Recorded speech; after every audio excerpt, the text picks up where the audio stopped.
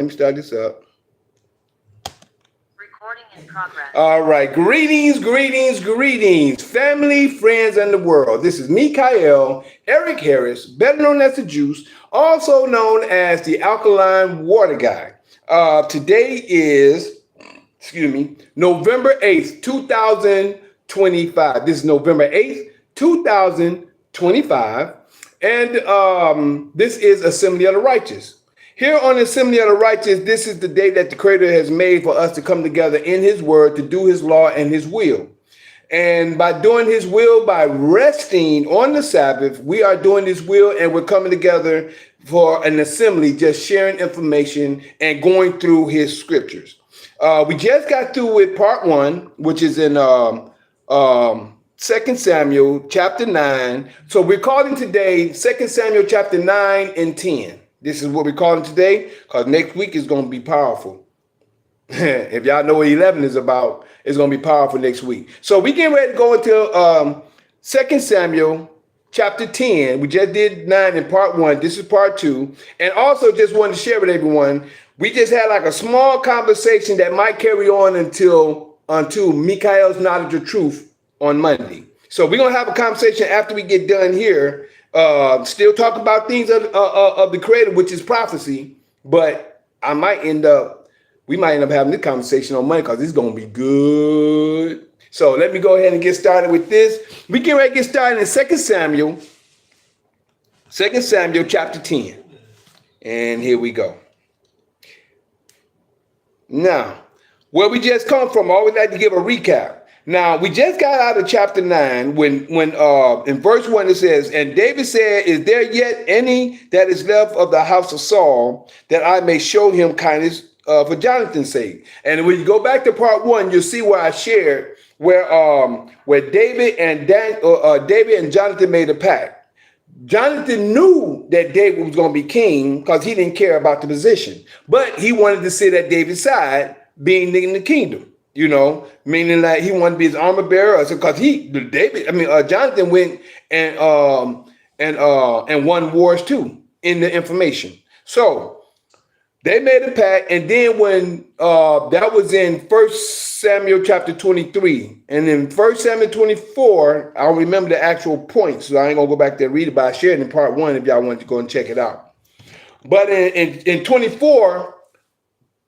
In 24, when David could have killed Saul, he showed Saul I think this was the last time, because Saul chased him twice. In my reading from 1 Samuel up to where we are, he caught him out there twice. Well, David could have killed him twice, and after the second time, Samuel went home, and then he passed after that. But the point is that David made a promise to Saul that his name don't be wiped out from being in the kingdom. That's the reason why we still know Saul today, because the Creator established David.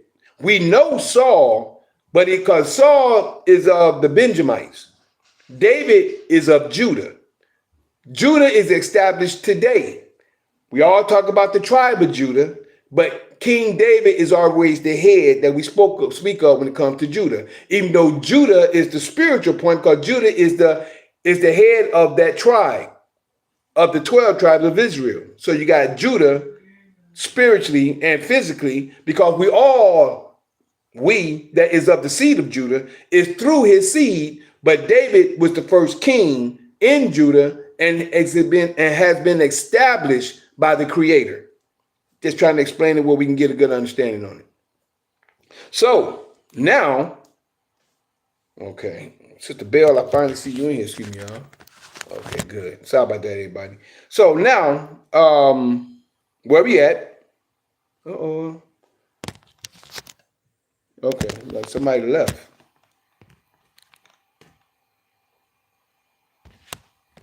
It was Barack. Okay, well, I hope you come back. But right now, that's what happened. So now in chapter 9, this way King David shows kindness to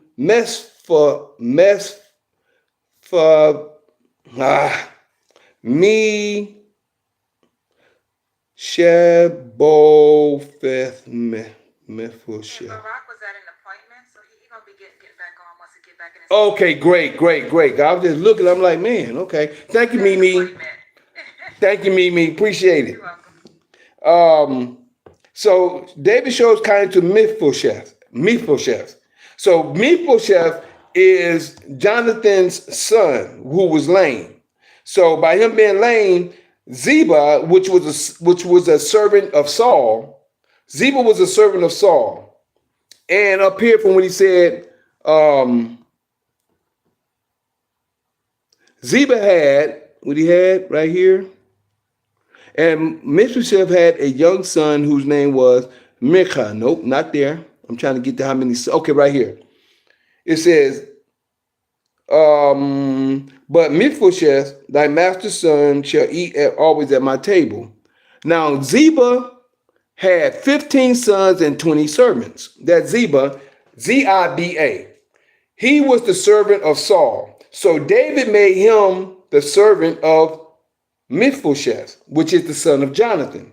So, but he took care of it, but Mephibosheth gonna sit at David's table, and Mephibosheth, and Ziba is gonna be over the land of Saul with him and his sons and stuff. But Mephibosheth, which is the son of Jonathan, is still the head over that land, even though he was lame in both legs. So he couldn't take care of the land, but he was over the land.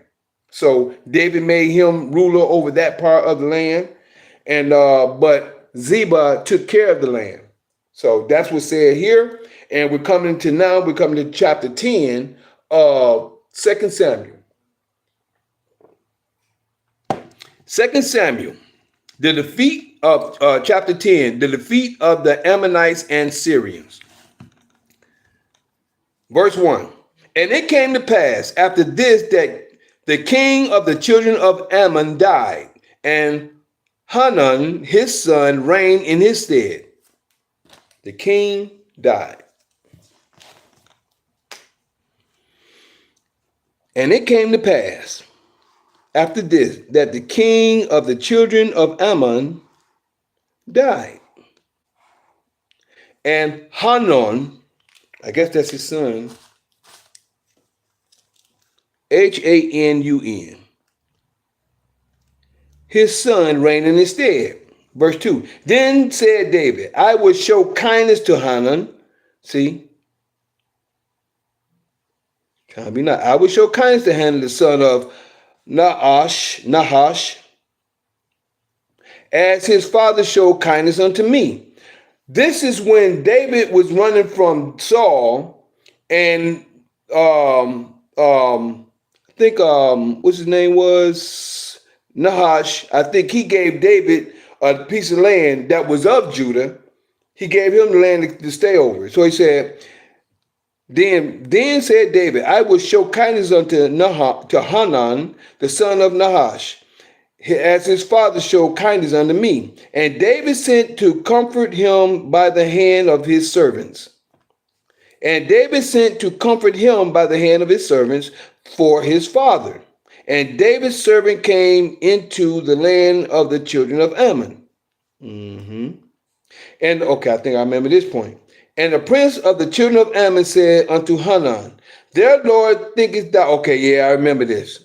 Now see how people get people in trouble? And the prince of the children of Ammon. See, the princes of the children of Ammon said unto Hanun. This was an embarrassment here, I think, from what I remember in this story, in this part of the story. Said unto Hanun, their Lord, thinkest thou that David doeth honor thy father, that he have sent comforters unto thee? Have not David rather sent his servants unto thee to search the city, and to spy it out, and to overthrow it? See what they said?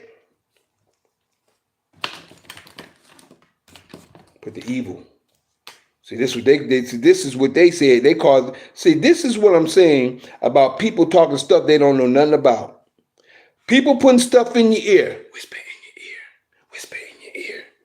See, had nothing to do He could have checked, he could have sent somebody out to talk to those guys to find out what was going on. Wherefore Hannah took David's servants and shaved. I remember this part. He took the servants and he shaved them off. He embarrassed them. Listen to what he did, y'all. Wherefore Hannah took David's servant and shaved off the one half of their beard. Imagine from right here. Now we grew at this time. We grew with beard because it was so we're not to blah. In the law, we're not to mar. We're not to cut the corners of our beard or mar our heads. We're not supposed to do that. That's in Leviticus chapter 19. Around the 19, 20, around those verses. I don't remember. Like I said, I'm not a quoter. But I know the area where you can go and check it out at. He embarrassed him. But let's keep it. Watch this. Verse 4. Wherefore Hanun took David's servants and shaved off the one half of their beards. One half of their beards. Let me circle this. And cut off their garments to the middle. I think it cut them up to here or to the middle of their garment. If they was long, they cut them up far enough where you can probably see their hinder parts. Again, wherefore Hannah took David's servants and shaved off the one half of their beards and cut off their garments in the middle, even to their buttocks. You can see their butt. That's embarrassing. And sent them away. Imagine you that's all you got on. You got to hold your thing down now you got like a dress on. You got to hold down your front and try to walk because now your thing is too long. They probably didn't take the stuff off. Man, I'd have been mad.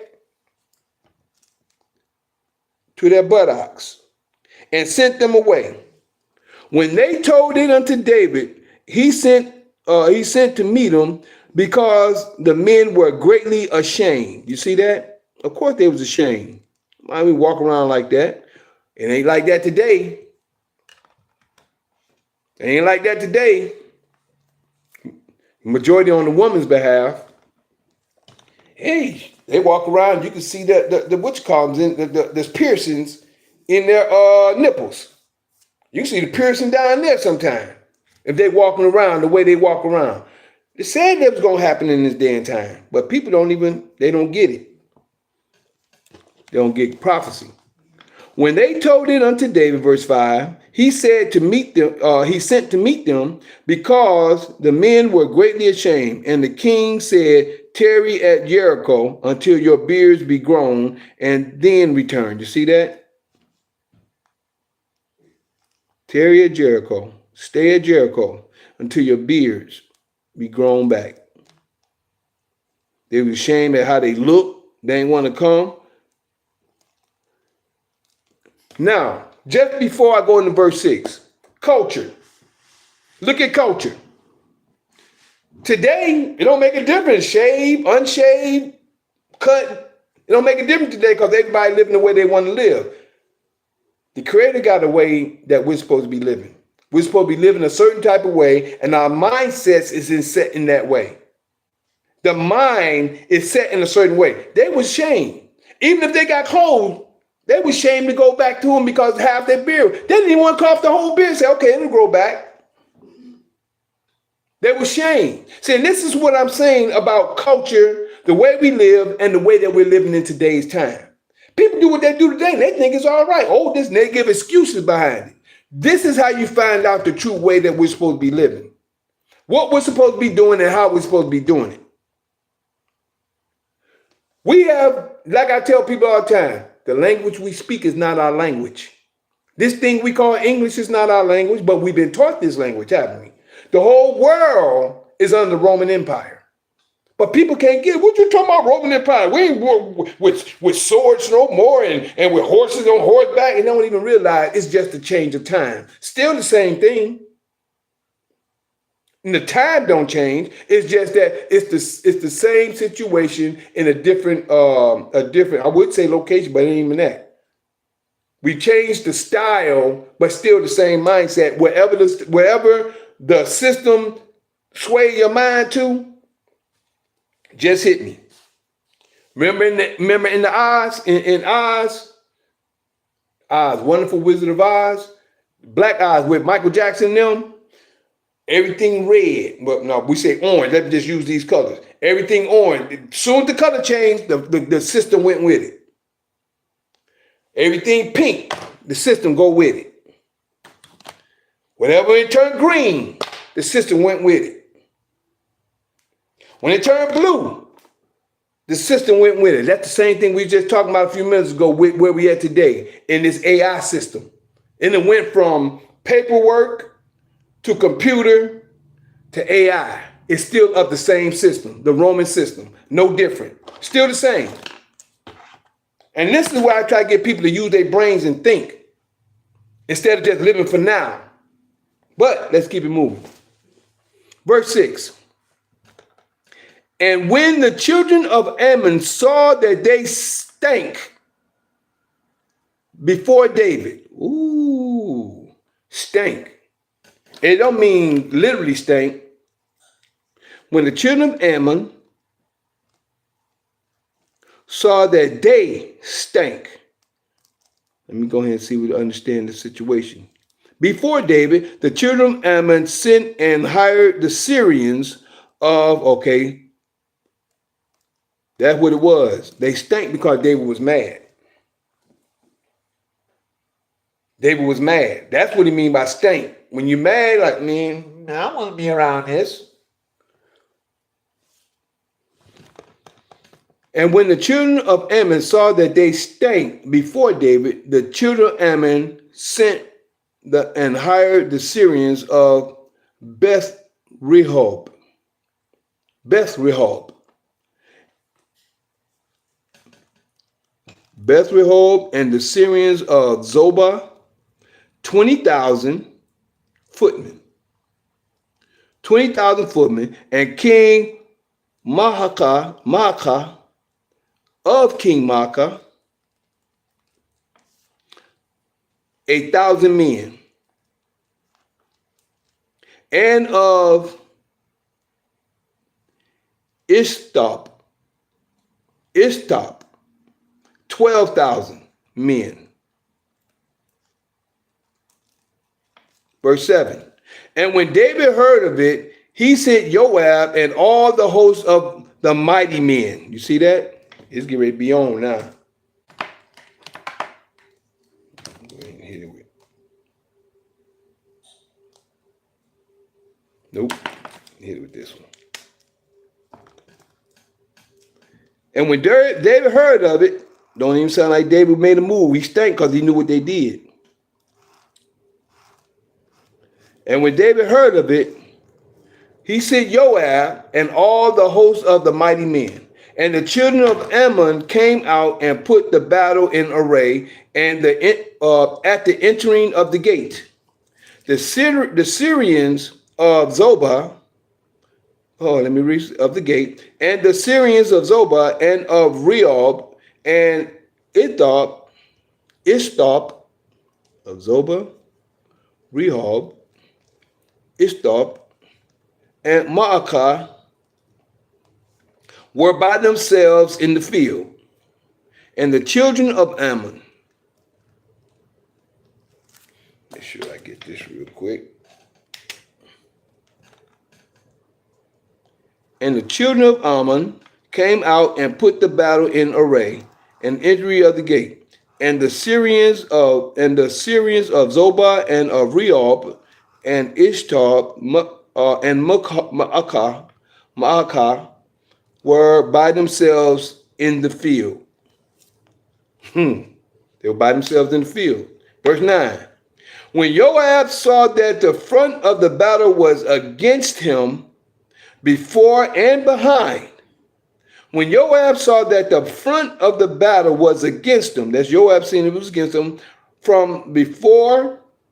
against him before and behind, he chose of all the choice men of Israel, and put them in array against the Syrians. Okay.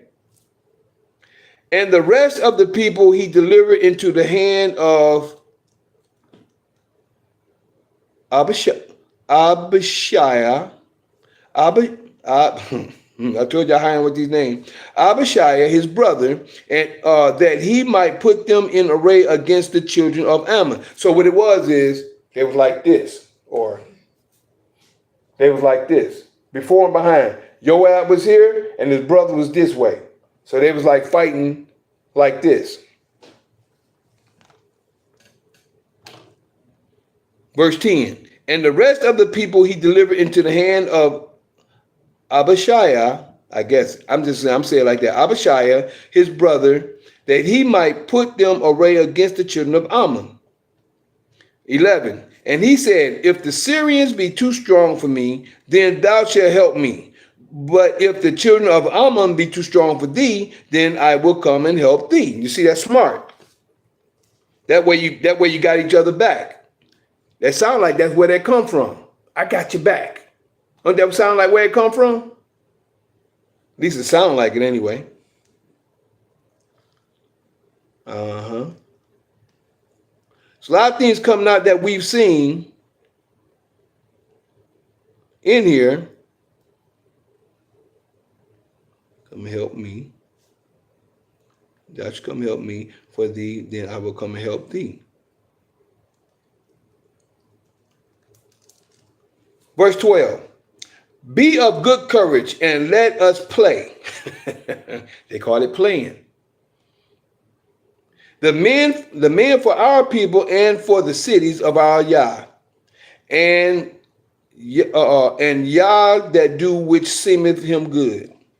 And Joab drew nigh, and the people that were with him unto the battle against the Syrians, and they fled before him. Okay. They fled from before Joab. 14. And when the children of Ammon saw that the Syrians were fled, then fled they also before Abishai. And entered into the city. So Joab returned from the children of Ammon and came to Jerusalem. All right. Came back home. 15. And when the Syrians saw that they were smitten before Israel, they gathered themselves together.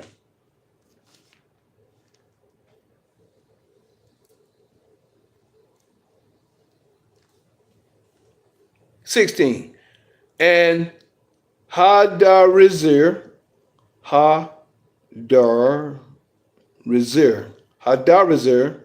that's where I can say it, y'all. And Hadarezer sent and brought out the Syrians that were beyond the river. And they came to Helam, and Shobach, the captain of the host of Hadazer. And the host of Hadazer went before them. And went, verse 17, and when it was told David, he gathered all Israel together and passed over Jordan and came to Helam, and the Syrians set themselves in array against David and fought with him. That's when David came out. And the Syrians fled before Israel, and David slew the men of 7. And David slew the men of 700 chariots of the Syrians and 40,000 horsemen, and smote Shobach, the captain of their host, who died there. You all right, baby? Yes. Captain of their host. Huh? All right. Oh, and it got too hot for you, huh? Verse 19. And when all the kings that were servants to Hadazer saw that they were smitten before Israel, they made peace with Israel. You see that? All because some dudes came and talked to somebody's ear and said something without the guy going and getting it checked out. That's the problem with people today. They quick to hear and run. They were smitten before Israel. They made 19 again. And when all the kings, hold on, make sure I get this. And when all the kings heard, when all the kings, and when all the kings that were servants to Hadazer, there you go, saw that they were smitten before Israel, they made peace with Israel and served them. So the Syrians feared to help the children of Ammon anymore.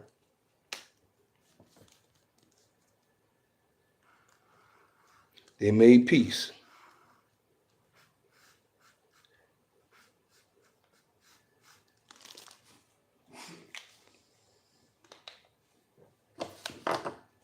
So the Syrians feared to help the children of Ammon. They didn't want to help them no more. Y'all forget who's in charge. The Creator is in charge.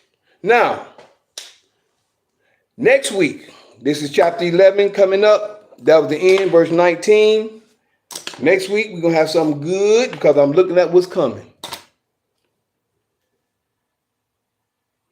Yeah.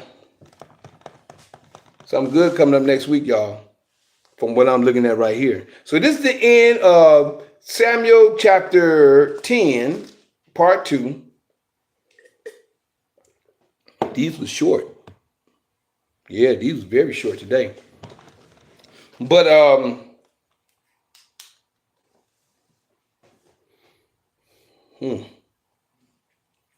almost want to go into that conversation while we're here right here. I might as well because this is short. And the information that's coming up is still vital. So I guess before we leave, I'm just going to say this. This is the end of 2 Samuel part 9 and part 10. And I think we're going to add this in. Well, I wish we did. Well, we here now. Might as well, because I think this is going to be a good conversation for people to hear. Because this needs to be recorded.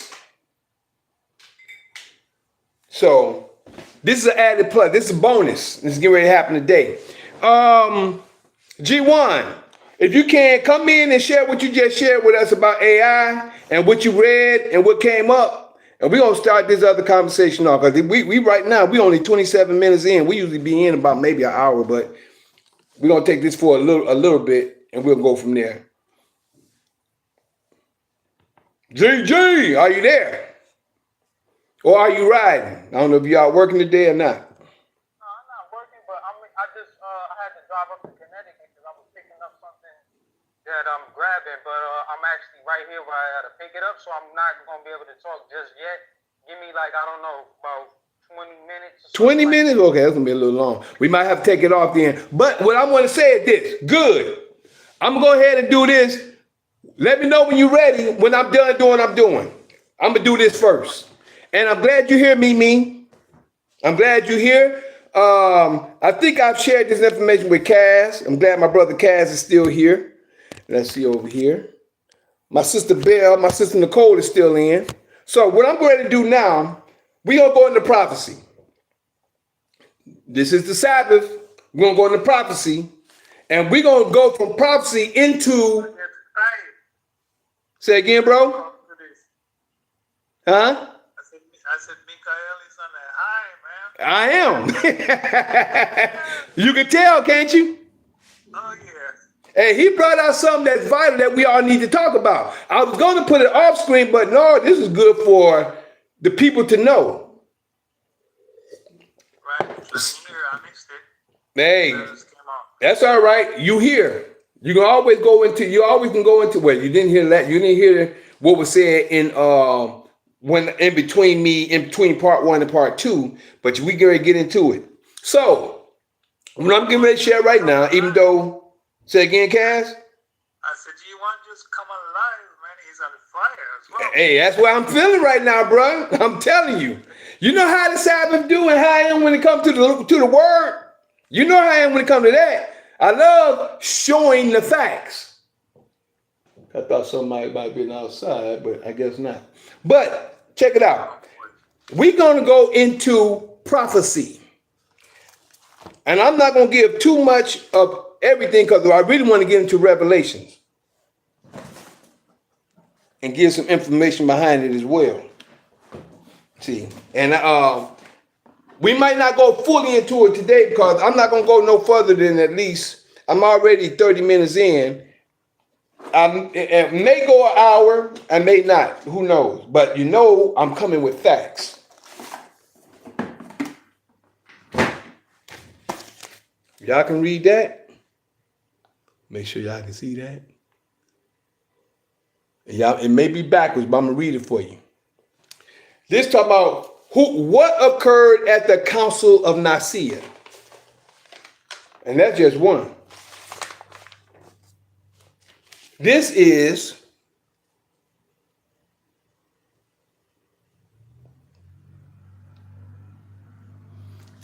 what happened at the Council of Constantinople. This is history that people don't know about. People just read the Bible. If that's all you read, that's all you're going to get. You got to go into history and find out you got to connect history to prophecy. If you ain't got there yet, you can't speak on it. But if in the past, you can understand it if you did your research. Now, let me first.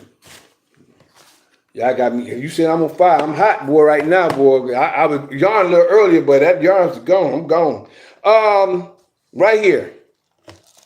We just gonna go straight into the prophecies and get an understanding of where we are today. Because I can take you all the way to the beginning that this system is of Esau. Esau was granted this in Genesis 27, verse 39 and 40, when Isaac blessed him and said, when ye shall gain the dominion by war, which is by the sword.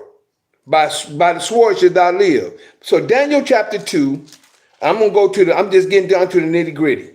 I'm getting down to the nitty gritty and get straight to it. Because like I said, I'm only got an hour, so I'm going to time myself as well at this point.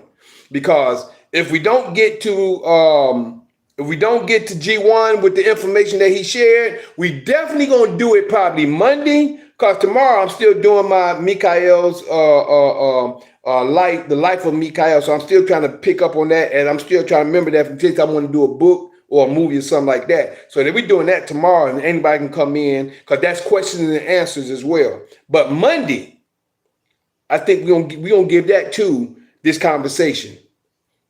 Conversation, Rome of today is what I probably call it. The Rome of today. That's what I probably call it. That's already going to be the subject. As long as G1 come with what he talking about, because I want him to read what he read to us a few moments ago. But let me get busy. Daniel chapter 2. We're going on points right now because we already what 30 something minutes in. We're on certain points. I'm going to show and I'm going to give y'all information on each situation. First, I'm giving you prophecy. No. Let's go right into it and go into prophecy as we go into it. Let me do that. Thank you, Father. Thank you, Creator. Revelation 13. Let's hit it.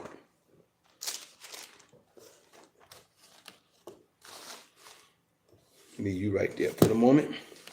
Revelation chapter 13, verse 1. You got two parts of Rome we're about to look at.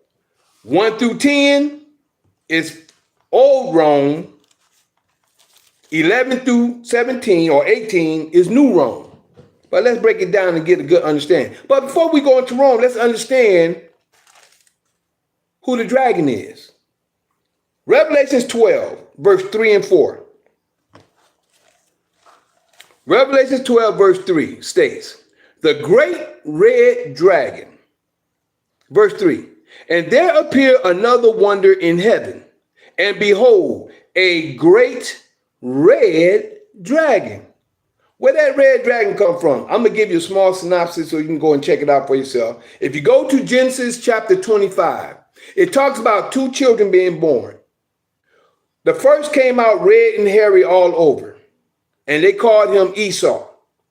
The second one took his heel as he was coming out because there was a great birthright that was supposed to happen for the two children that comes out. And those two children have the means of the concept of controlling the earth. You see that in the prophecy as we learn. But when Esau came out the womb, Jacob took hold upon his heel and came out behind him. And his name, they called him Jacob, right? But in that prophecy, it was said that the elder shall serve the younger. The elder shall serve the younger. Now, even though he said that, people would look at today that we're serving the elder because Esau is the one in charge today. But do y'all understand what forever means? Forever and ever, ever, forever and ever? Do y'all know what forever means? That means that's to come. But we had to understand the stuff that happened before forever comes about. Where we at right now is in the time of the satanic rule. And we're coming out of it. But things still has to happen before we come out. We in the day of separation today. That's where we at today. But what I'm about to give you is what was said in, I gave you Genesis 25, around 22 through 25, it talks about the birth of Esau and Jacob. Then in Genesis chapter 27, because if I go there, I'm gonna have to break it down. That's me. So I'm just giving you a synopsis. You can go check it out. And I'm just giving you a little bit right here. Because if I go into it, I got to break it down. That's just me. Now I apologize, but not apologize, but that's just me. So I have to let it be known. So in Genesis 27, Isaac blesses Jacob because it was told to Rebekah that the elder gonna serve the younger. Isaac told Esau to go and make that venison because Isaac is blind now, which is his father. Isaac is blind. By Isaac being blind, he said, before my passing, death, however you want to call it, before my passing, I want to bless you before I pass. Go make me that venison that I love that you make. And Esau said, cool. He going to the field because he's a man of the field. He's a man of the field today. He get out there, get in the field, and he's a man of the field. He loved to hunt. Jacob is a regular plain man. Dwell at the house, make food, do whatever that you think some women do, but he's just a man that does things around the house. He's not adventurous. You know how we are when it comes to animals and stuff like that. Lions, tigers, and bears. They get out there and wrestle with them before we do. Not saying some of us won't. But majority of their kind would get out there amongst the beasts, wild beasts. They love the animals. We like our women. Our women like they men, for those with the right mind. But what happened is that now, in Genesis 27, Rebekah heard Isaac talking to Esau, saying, make me that venison. Rebekah said, Jacob, go get me 2 kids so I can dress them up. She cut everything up, hooked them up, put the wool on him. He went in and she told him to go and get the blessing. But he had to go and do the things he had to do and serve his father to make him think that he was, and this is the difference in the name, like I keep trying to tell people as well. He had to make himself think that he was Esau. Isaac blessed Jacob thinking he was Esau. And when Esau even came in after Jacob got the blessing in Genesis 27, verse 28 and 29. That's the blessing. Genesis 28 and 29, in chapter 27 of Genesis, it tells you what the blessing is. After that, Esau came in. When Esau came in, he said, isn't his name rightly Jacob? He said, he's still going to be blessed. So that's what I mean when people think a specific name. When people think just, well, his name is Yahuwah. You're going to be saved because you call on his name, Yah. This goes to show how blind people are. They're blind in the mind. You think just a specific name without works. I mean, if you ain't got to get out here and you ain't got to do the law and the stuff that he said do, and forgive me for venting because I'm in the word and I have to let it be known that by the word and by the law, which is his name, by your actions, a lot of people think you're going to be saved by just saying Yahuwah. Like people thinking right now, they're going to be saved because they call on the name of Jesus. They so far down off the road, they don't even see it. But back onto the story. Now that Jacob is gone, Esau came in, told his father that he's Esau. He said, well, do you have a blessing for me? Only for me, father, you got a blessing for me? And he said, behold, his blessing is in 27, verse 39 and 40. He said, behold, he said the same thing at first, but he said, thy dwelling shall be the earth, the fatness of the earth, and the dew of heaven. He told Jacob the dew of heaven and the fatness of the earth. But he told Esau the fatness of the earth and the dew of heaven. He said, by thy sword shalt thou live. This is the key I want everybody to understand. By thy sword, which is by war, if you understand language. By war shalt thou live, and shall serve thy brother. And when thou hast taken the dominion, when thou hast broken the yoke off thy neck and hast gained the dominion, that dominion is the dominion of the earth is what they have today. And people can't even see it. And this is where they started their dominion at, in the Greek era. You had you had Babylon, you had the Medes and the Persians, then you had the Greeks, which we're going to come to when I share with you in a few minutes about how they ruled the earth, and then they gave it and they handed over to Rome. The Greeks and the Roman, the third and fourth generation of them that hate me. This is what I be trying to share with people to get understanding. But now, Revelations 12 and 3. This is the great red dragon, which is the Greeks. And there appeared another wonder in heaven, and behold, a great red dragon. That's the red man that took over the earth. Having 7 heads, 7 continents, and 10 horns. That's 10 setups, or should I say, those are 10 setups in the continents. 10, I don't know how you can say 10 main countries or in the continents that they had set up. There's 10 continents. I'm just saying 10 countries they made in here. I'm saying that like that, because I can't give you that point, but I do know the 10 horns mean power. Having 7 heads, 10 horns, and 7 crowns. They was over the crown. There was kingdoms. 7 kingdoms over all the continents. Crown means kingdoms. 7 crowns, 10 horns. So in those 7 kingdoms, you had in those seven kingdoms, you had 10 powers upon them at those times. And then it says, verse 4, and his tail, his influence, drew the third part of the stars of heaven and did cast them to the earth. That's us as a people. We were the stars of heaven. We were the ones who was actually in the Creator's stead, and he brought us down to earth because he actually took our way of life and everything about us. And the dragon stood before the woman, which was ready to be delivered, for to devour her child as soon as it was born. Now, on this point, that could be physical, but on spiritual, that happened to us individually. I went through that. I had a hot burning sensation, which I shared in time past, from the middle of my stomach, which is actually talks about that in Isaiah chapter 9, verse 5 through 7. When we're about to have a child, spiritually, we go through like a rebirth. And I've been through it. I'm telling you what I know, not what I believe. My wife's been through it. Many of us are going through it. It talks about the 144,000 who was anointed. I'm one of them.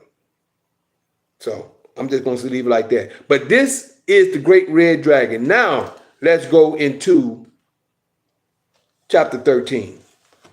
I just wanted to give you that to show you who the dragon was, which is Greek. Now, let's go into 13, which is the first beast. Verse 13, let's get busy. And I stood upon the sand of the sea, Who is this? This is supposed to be John the Revelator, as they call him. And I stood upon the sand of the sea and saw a beast, rise up out of the sea. What? The sea of people.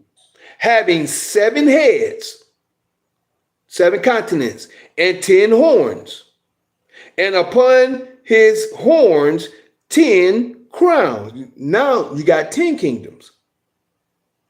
Before it was 10 horns and 7 crowns. Now you got 10 horns. You got 7. Wait a minute, let me say it again, because let me look at it. Having 7 heads and 10 horns, and upon his horns 10 crowns, and upon his heads the names of blasphemy. All the world is blaspheming the law of Yah. The whole world is. Everybody's worshiping anything when it comes to their God. That's names of blasphemy.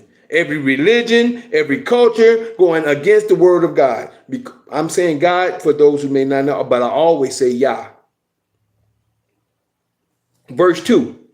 And the beast which I saw was like unto a leopard. I look at this as the complex of England, or it's the English, or either the it's England, or we know it's Rome, the Roman Empire, but it's one of them out. It's one of them heads out of the 10.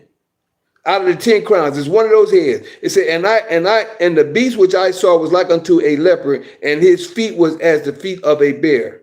Right? I always said it was the Soviet Union, but who knows? And because the bear supposed to represent Russia.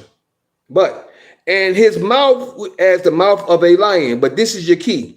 And the dragon, Greek, gave him his power, Rome, the beast. And the dragon gave the beast his power and his seat and great authority. He gave them the power over the earth. Now, before we go on to verse 3, let's go over here, as I was trying to share with you, in Daniel chapter 2. We'll go to the key verses. Right here in 39. You can read. Y'all can start at verse 20.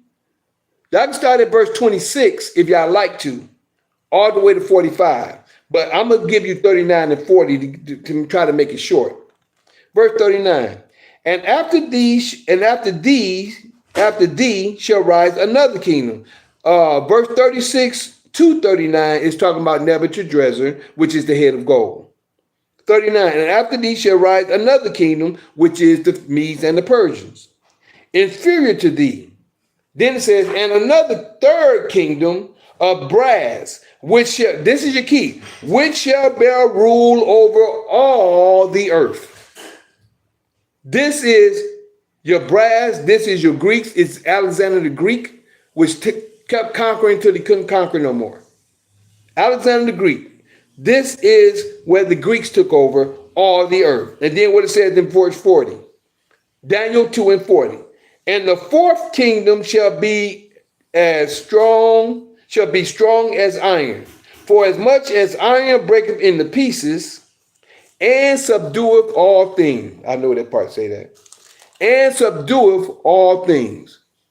And as iron that breaketh into these, shall it break into pieces and bruise. This, I'm just going to give you that point of view for right now. This is with the Roman Empire, and this is where we at right now. Like I said, you use the iron for a lot of things, which is the symbol of today's time, which is the symbol. Iron is the symbol of Rome. You got to understand the symbolism to understand the fact of the prophecy of what's being said. Chapter 7. I don't know why I'm trying to run to 8. My mind is on 8. Chapter 7, verse 23. I use these three particular to show you the key points.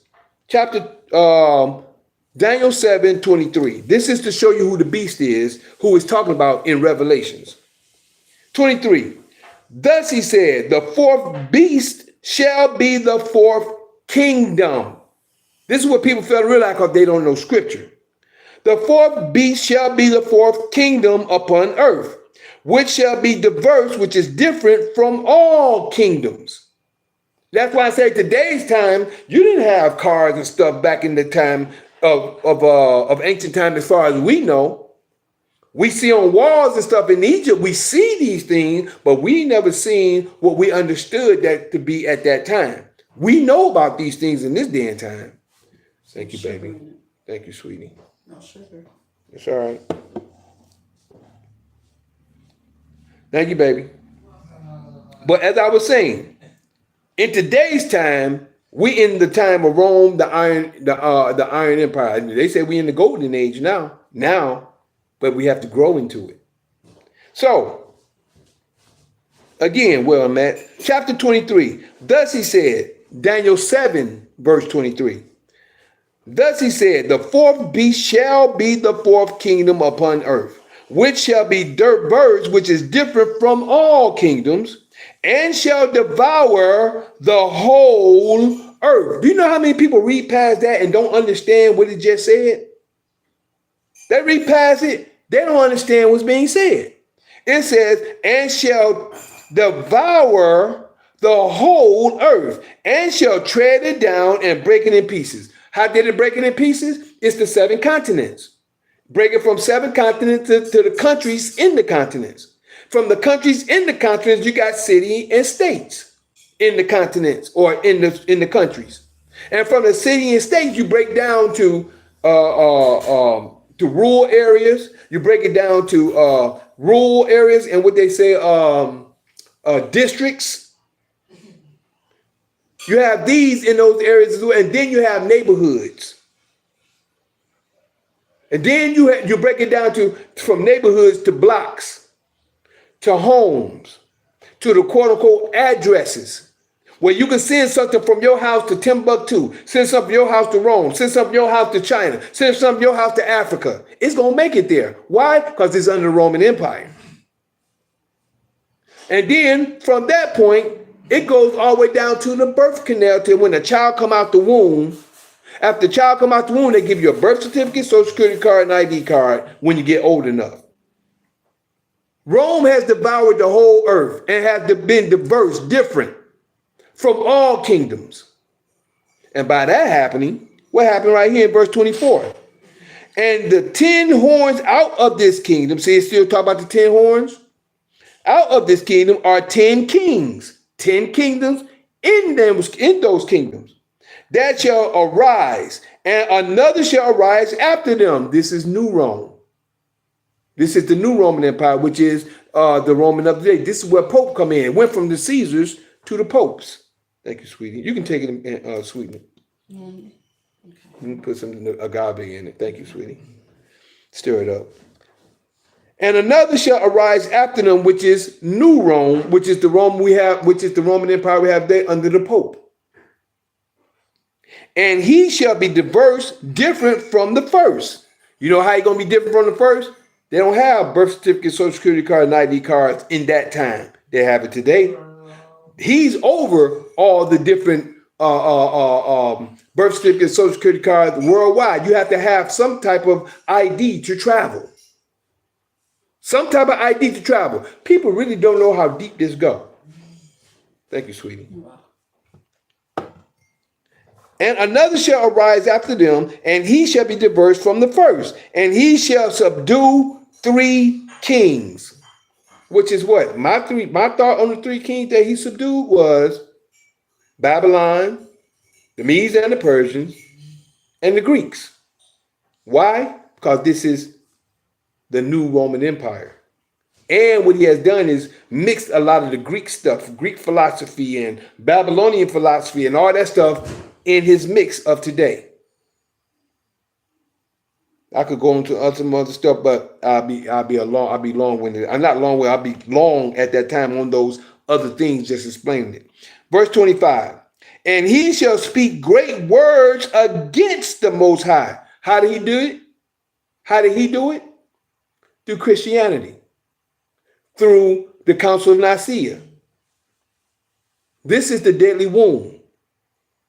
The deadly wound is the Council of Nicaea that gave us Christianity and the gospel today. And shall wear out the saints. Who is the saints? We are the saints. That's us. We are the ones who fell from grace by not keeping the Creator's laws, doing his ways and his will. We're out the saints of the Most High and think, see, this is the system, what he just brought up, and think to change laws, what should I say, times and laws. Now let's see on that real quick. How you gonna get a new day in the middle of the night? And as I always share, how you gonna get, matter of fact, how I do it is a day is gonna be a part of the night when the Creator said, I divided. Divided is two situations. I divided the day from the night. So if he said the evening and the morning is a part of the day, how can that be night? Hold on 1 minute, y'all. Let me do this real quick. Hold on 1 second. Okay. So how can we have day and night being a part of the same thing when he said divide? Division is two things. Multiplication is when you put them together. But divide is when you separate. And when you go to Genesis 1 through 14, or the whole first chapter, or the first chapter of Genesis, it tells you he made light. Well, not the whole chapter, that's from 14 to 19. But he made light one part, darkness the other part, which is two cycles. The evening and the morning of the first day, bam, they didn't change that. They start a new, quote, they say new day in the middle of the night. Number two is they didn't change the times. They didn't change the beginning of the year from spring to the middle of winter. Spring is the newness of life. They changed. The Romans changed the time from the beginning of the year to the middle of winter. From the end of what we call March, beginning of April, around that time, to the beginning of January. They changed that, and the world has followed along. Where do you think you get April Fool from? The ones who kept April as being the beginning of the year, they was calling them fools. Well, the Romans, they changed the beginning of the year to when you're in Rome, you do as the Romans do. And laws. Now we got legalese. They say that's a law. That's not no law. Legal is not lawful. That stuff man-made. I could go into that, but I'm going to leave that where it is for now because I can go deep into all that, and some of us on this phone know about that. And change the laws. And they shall be given into his hand until a time, check this out, until a time and times and the dividing of times. They should be given into his hand. I look at old Rome, new Rome, and the 400 years that we just come out of. The dividing of times. I look at that as the 400 years we just come out of. And another point they talk about in the midst of the week. Well, not that point, because that's talking about the temple. People think the man died for their sins in the midst of the week. That was talking about the temple. That's a whole nother story, though. That's a whole nother prophecy. But let's get back over here to 8 before I let it go. Over here, just give a little bit out of 8, verse 23. Daniel 8:23, before we get back to Revelations. And in the latter time of their kingdom. Whose kingdom? The Roman Empire. In the latter time of their kingdom. This is 23. Daniel 8, verse 23. 23 of Daniel 7:23. Daniel 8:23. And in the latter time of their kingdom, when the transgressors are come to the full. We're the transgressors. Our people transgress the law. Has come to the full. The fullness of what the Creator has said. Has come to the full. All right. A king of fierce countenance. The system that we're in. A kingdom of fierce countenance and understanding dark sentences shall stand. When you go to court, and they tell you, do you understand? Do you understand the charges being held against you? And you saying, yeah, I understand. They ain't talking about what you think they saying. This whole court system is talking about something other than what you think. This whole court system is against the people because they got you in servitude. By a lot of things that I shared already that may went over a lot of people's head. 24. And his power shall be mighty, but not by his own power, because the Creator has allowed him to have it. And he shall destroy wonderfully. Who shall destroy wonderfully? With tanks, missiles, planes, and everything else that they do to other nations. How? By war. Did I not tell you? It said, by thy sword shall thou live. Genesis 27:40. By thy sword shall thou live. This is how he gained the earth. This is how he gained dominion. That red and hairy boy that came out the womb first. But the first should be last, and the last should be first. See, he was first when it came to the situation of getting in charge, because he was the last one to get his blessing. We were the first one to get our blessing, so we're gonna be last. But he was the last one to get his blessing from Isaac. So he's going to be first to get the dominion. We're coming to getting the dominion now. But he was the first to get it. That's why the first shall be last. We got our blessing last. Oh, I can't answer you, brother. Mimi, you can tell Barack, shall I say, that I'm still on. But as we were just saying, it said, and he shall destroy wonderfully, and shall prosper and practice, and shall destroy the mighty and holy people. This is us. We are the mighty and holy people. 25. And through his policies, what are we in today? Policies. Also, he shall cause craft to prosper in his hand. This is the system. Same system that G1 was just reading about. And all the other stuff that's happening according to prophecy. See, when some people just read Revelation 13 itself, there you go. Yeah, my bruh. See, when some people just read Revelation 13 itself, that's all they see. They see, well, what's going on right now? They can't see what was prophesied that was going to happen before it came about. This is the reason why you study. I'm glad you're back, Barack. This is the reason why we study. If you study to know, to grow, to understand what the Creator said, and not this is what it said. This is what I think it is. This is, people are wise in their own eyes in this day and time, but they ain't trying to follow what the Creator has already put down for us to know. So it says, verse 25, and through his policy, whose policy? The beast. This system's policy, also he shall cause craftiness to prosper in his hand, and he shall magnify himself in his heart. Ain't this how this system? Ain't nobody gonna touch us. Ain't that way the judges think? You go to judges, especially when they think they got you in servitude and you don't know nothing. They teach you not to know nothing. We're still in Daniel, correct? Yes, we're in Daniel 8 and 25 now. Daniel 8, verse 25. We're about to head back to Revelation, but I wanted to get this so you can understand the prophecy. Now we're going to go back into Revelation to understand the situation of all that. So it says, and by peace shall destroy many. And that's what's going on today.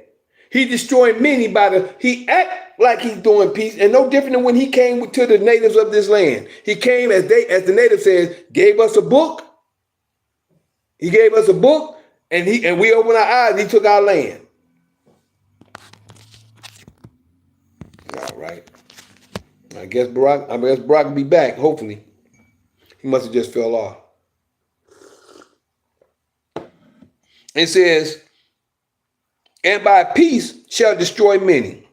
He shall also stand up against the prince of princes, but he shall be broken without hand. That's going on right now. And guess how he's been broken with our hand? Just right here.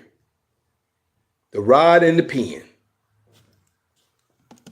The rod and the pen is how he's been broken in this day and time. That's how he's been broken. This is how he's been broken, and we're going to do it. Like I said, it's our job to put things in order. It's our job to put things back in order, get in your rightful place, in your rightful office, to be and stand who you're supposed to be, to put the Creator's kingdom in place as it should be. Creator talks about it all the time, but it all depends on who you are and what you want to do. Believe me, I'm a seer. You know what I'm saying? I don't call myself a prophet, but I can see. I can see. I've been able to see a long time. And I understand now when they say, oh, he's a seer. But I don't call it. I call it from what I see. The Creator showed me in the scriptures. I put down and show you what's going on according to what the scriptures say. So now let's get back to Revelation chapter 3, chapter 13, verse 3. But I hit it again that the last part of 2.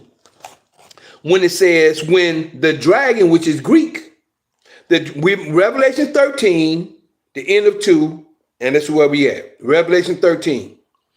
At the end of 2, it says, and the dragon, which is the Greeks, gave him the beast, gave the beast power and his seat and great authority. The Greeks handed over all power to the Romans.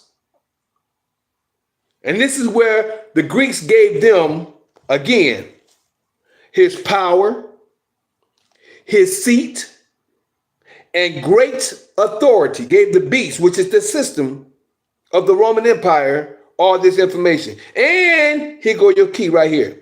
And I saw one of his heads. Remember, it's 7 continents. One of the heads, or one of the kingdoms on the heads, and I saw one of his heads as it was wounded to death. And his deadly wound was healed, and all the world wondered after the beast. Now let me break that down to you. I'm going to give it to you in short term, because I will read all this for you. But what I'm going to do is first tell you this right here. I'm going to give you the short form. I'm going to give you the understanding. Right here. What occurred at the Council of Nicaea? This is history.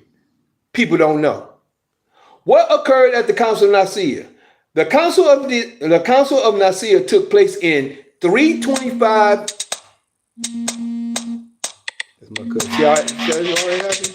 Can't talk to you, cuz. Can't talk to you, cuz. What you could.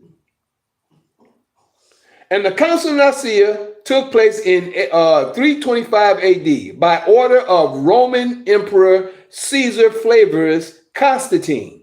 Nicaea was located in Asia Minor, east of Constantinople. At the Council of Nicaea, Emperor Constantine presided over a group of church bishops and other leaders with the purpose of defending the nature of God for all of Christianity. Just to let everybody know, Christianity didn't come about until Antioch. And guess who brought it about? Luke. That's another something that I'd like to share with y'all. Of all Christianity, and eliminating confusion. See that? Eliminating confusion, controversy, and contention with the church. The Council of Nicaea overwhelmingly affirmed the deity of eternality of Jesus Christ and defined the relationship between the Father and the Son as of one substance. It also affirmed the Trinity. The Father, Son, and Holy Spirit were listed as 3 co-equal and co-eternal persons. Constantine, who claimed conversion to Christianity, called for a meeting of bishops to be held in Nicaea to resolve some of escalating controversies among the church leadership. Okay, I'm just going to pause it right there because I'm going to go on later to share more information with you. Now, that's what occurred at the Council of Nicaea. Let me give you what happened at the Council of Constantinople. Told you I got proof of what I talk about. See this here? And I'm telling you, I got years over the information I'm talking about. Make sure everybody see that. And over here on, I think that Instagram. What this is, what happened at the Council of Constantinople? Now check this out. The first Council of Constantinople, if y'all got your pens and papers, check this out. At the first Council of Constantinople occurred at 381 AD. Now, how many years is that from 325? You got 325, 335. Well, let me put like 325, 30, 35, 40, 45, 50, 55, 60. Excuse me. 65, 70, 75, that's 10, 80, 85. Well, let me just do it like that. 325, 35, 45, 55, 65, 75. That's 75. That's 50, 75, 76, 77, 78, 79, 80, 81. That's 56 years. 56 years. But now let me read into it. So 325 to 381 AD is 56 years. I just want to make sure y'all got that. But let me reread this again. The first Council of Constantinople occurred in AD or 381 AD in the city of the same name, modern Istanbul, Turkey. It is considered the second of the innumerable councils after Nicaea 325. At the Council of Constantinople, Christian bishop converted to settle several doctrine disputes prompted by unrest in the religious leadership of the city. While not as memorable as the Council of Nicaea, the council dealt a fatal blow, bam, the deadly wound. The council dealt a fatal blow to Arianism, clarified the language used to describe the Trinity. Where did it come from? All this came in all this situation. Arianism was Arians who, well, let me go ahead and finish reading. I don't have to explain it. And sharpened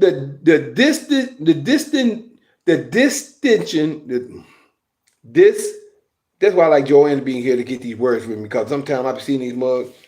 distinctions, distinctions, whatever, between the eastern and western branches of the church.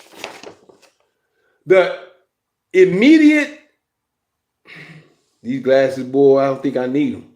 The immediate motivation behind calling the first council of Constantinople was a series of controversies. The Council of Nicaea had met more than 50 years prior. See, the Council of Nicaea had met more than 50 years prior to settle the Arian controversy. A debate over whether or not Jesus was fully divine, despite the council's nearly 300-2 decision rejecting Arianism. The view persisted and continued to cause division among the Christians. Constantinople itself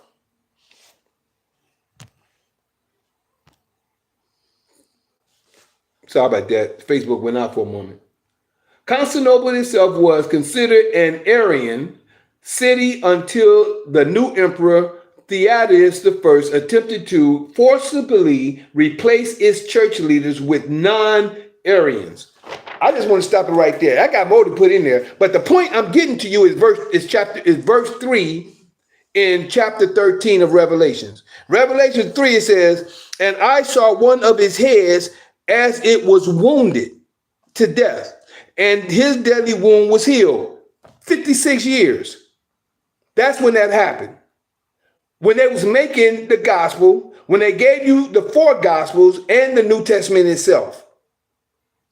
This is where the Roman Empire, New Rome, came in, and this is where the Creator's word said that if you didn't keep my law, I'm going to send you in the land that ye know not. There you're going to serve other gods, wood and stone, gods your fathers haven't known. This is where our people have failed to. This is where the world is under now. Why do you think we got to get in our private office to get out of it? All the way from the 7 continents to your womb, the children come out your womb, you're owned to the system. You got to go through get into your private office to come out of that system. And I'm going to mention your executive office, and that's all I'm going to say since we're in the public. I ain't saying too much. I'm only going to say what I can say in the public that I can say, and it's the reason why I couldn't say much before. But now, verse 4, Revelation 13:4, and they were, the end of that, let me hit that again, verse 3. And I saw one of his heads as it was wounded to death, and his deadly wound was healed. All that I just shared with you is in this right here. Right here, what I just shared with you. All that by his head being wounded to death, that's what I just gave to you. And the deadly wound was healed, and all the world wondered after the beast. If y'all reading your Bibles, the beast is really, and all the world wondered after the Roman Empire. And they worshiped the dragon, Greek, which gave power unto the beast, Rome. And they worshiped the beast, Rome, saying, who is like unto the beast? Who is like unto Rome? Who is able to make war with him? When you in Rome, you do what the Romans do. The whole world is under the Roman Empire. Verse 5. And there was given unto him a mouth speaking great things and blasphemy. That's your New Testament. That's the information they put into you to make you think that to believe a man died for your sins before the man was given. They gave you Christianity before the man was given. Because before they had the authorized King James Version, they had the revised. Before they had the revised King James Version, they had the authorized King James Version, which was 1611 Bible, which Isus was the name in the place of Jesus. I-E-S-U-S. You don't hear nothing about I-E-S-U-S today. All you hear is Jesus, Jesus, Jesus, Jesus, Jesus, Jesus, Jesus. You don't hear I-E-S-U-S in there. Isus, which is 2 pagan gods. Ea, the Babylonian god, and Zeus, the Greek god. Y'all don't hear that. All y'all know, and the world knows, is Jesus. People putting them all on their chest. They wearing them around their neck. They have, boy, me and my wife, we rode around, we did road trips all around the country. Going to Atlanta, we see these big, tall, giant crosses. From Atlanta going to Mississippi, I don't think we've seen none going between them, but we may have. But I definitely know from Mississippi coming back to Illinois and then Detroit, or we've seen about 2 or 3 of them, giant ones. That's an abomination to the Creator. But people don't know that because what? And they worship the beast, saying, who is like unto the beast? Who is able to make war with him? Verse 5. And there was given unto him a mouth, speaking great things and blasphemies. And power was given unto him to continue 42 months. Now, I don't know what those 42 months may be. I'm thinking that it was the Crusaders walking around with the symbol, which is the cross, making people accept Christianity. That's me. That's my thoughts. That's your Crusaders walking around 42 months, making everything and everybody they run into accept Christianity. And everybody that didn't, they killed them. I remember coming back. I remember seeing a movie on that as well. It was an Indian, a native Indian. These Romans, they sat down with them. They act like friends. They sit up, talk. They would sit up and they sit up, talk, have friends, have conversation and everything. And then the Indian was the native, which was like an Indian. Oh, well, I can come, will die and come back in 3 days too. They put him up to a pillar, covered his face up, put like something around his throat, and they twisted. You couldn't see his face. They twisted until he died. And they looked for him to come back to life. That's just how brainwashed those Romans was. He wanted the man to actually come back to life after 3 days because the man said he could do it. They tied his hand up and then they killed him like that. But he was supposed to be a king in this place, in this area. I'm telling you what I saw, what I know, and what they put out there. It's things out here that there's so much truth out here. They have to tell you the truth. Whether if you take it for entertainment or not, they got to give you this system have to tell you the truth, and they have to go by the law. That's the problem with these Democrats and these people out here in the world today that don't understand knowledge, information, and facts. But let me keep it moving. Verse 6, and he opened his mouth in blasphemy against Yah to blaspheme his name. How they blaspheme his name? You see everybody still looking to say Yahuwah, Yah. Well, that's not his name. His name is Yah, this and that and all that. No, he blasphemed the law. In Christianity, they said, we don't live under the law no more. We live under grace. We live under grace. We ain't under law no more. We under grace. It's blaspheming the Creator's name. This name is the law. Right there it tells you. You blaspheme when you go against the law. And you tell people that we ain't got to eat you can eat pork. You can eat catfish, and the law tells you what to eat, what you should and should not eat. A lot of that stuff causes sickness in the body. But you can't tell some of these people that because they're running after Rome. And you're going to find out, and especially where we at, especially in verse 15. But let's keep it moving. And it was given unto him, verse 7, it was given unto him to make war with the saints. That's us. It was given unto him. Let me go back to 6 because I didn't finish that. And he opened his mouth in blasphemy against Yah to blaspheme his name, which is his law, and his tabernacle, and them that dwell in heaven. That's those who know the Creator's word. There's those who is actually standing in his name and doing the thing that we're supposed to do. We're the ones who are in heaven, like right now. Who is talking to people up in their actual heaven? This is where people's minds are blown at. We ain't living in space. We living right here on earth. And in heaven on earth means your mind state is in the state of bliss. Friendly. You ain't got to worry about cheating nobody, taking stuff from people. You ain't got to worry about all that because of where you stand.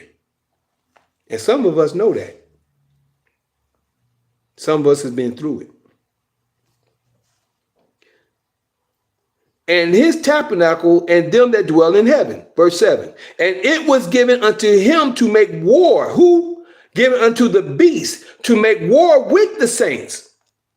Why is it that we're the ones who are always going through the hell that we go through? I'm talking about us. Why are we the ones that go through the hell that we go through? Why in 2016 up to 18 or whatever it was that they was killing our people in the street like dogs? They was killing our people in the streets. They was murdering our men in the cars. They was shooting our babies with a toy gun. They shot them down. I even saw a video the other day. Me and my wife saw one guy running from a cop.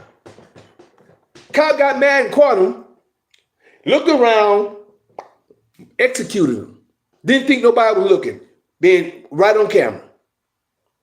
Why are we the ones that's going through the hell that we're going through? Prophecy. The Father said he was going to do what he's going to do, and it's up to you to seek him. If you ain't going to try to seek the Father and find out, when you try to go get a job, you got to learn what you need to do to get that job, don't you?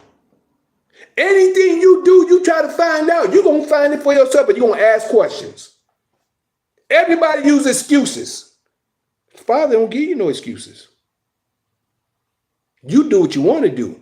It's all right here in the book.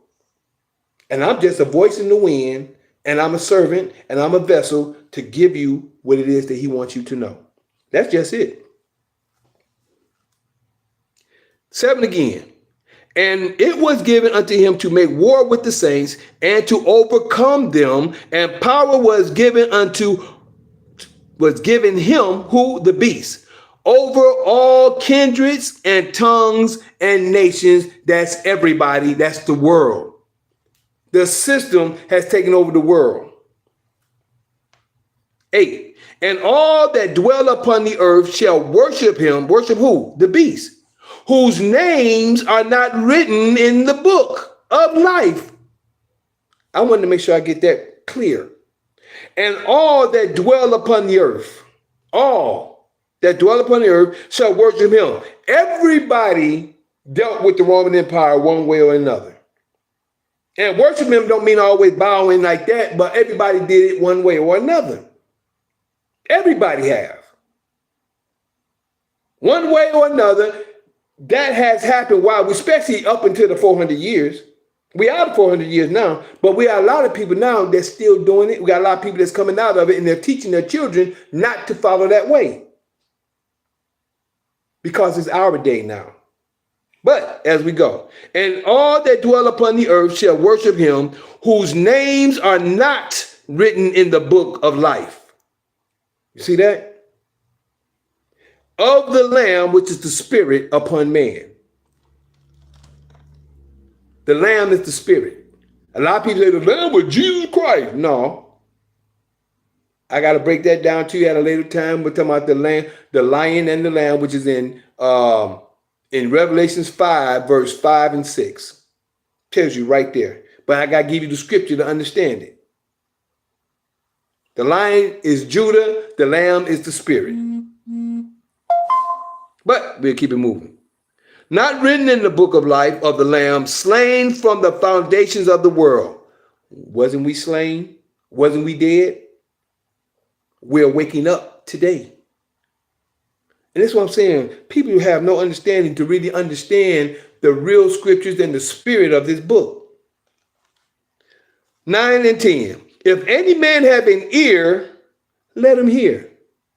Please listen to have an understanding. And 10. He that leadeth into captivity, and this is some people don't understand. I just shared this with Nicole a few days ago. He that leadeth into captivity shall go into captivity. He that killeth with the sword must be killed with the sword. Here is the patience and the faith of us saints. The stuff we've been going through these court systems, I didn't experience it. Some of you have. The situation going through these court systems, they're the ones who are leading you to captivity. Who is that? The cops. The cops start a lawsuit on you when you stop you on the street.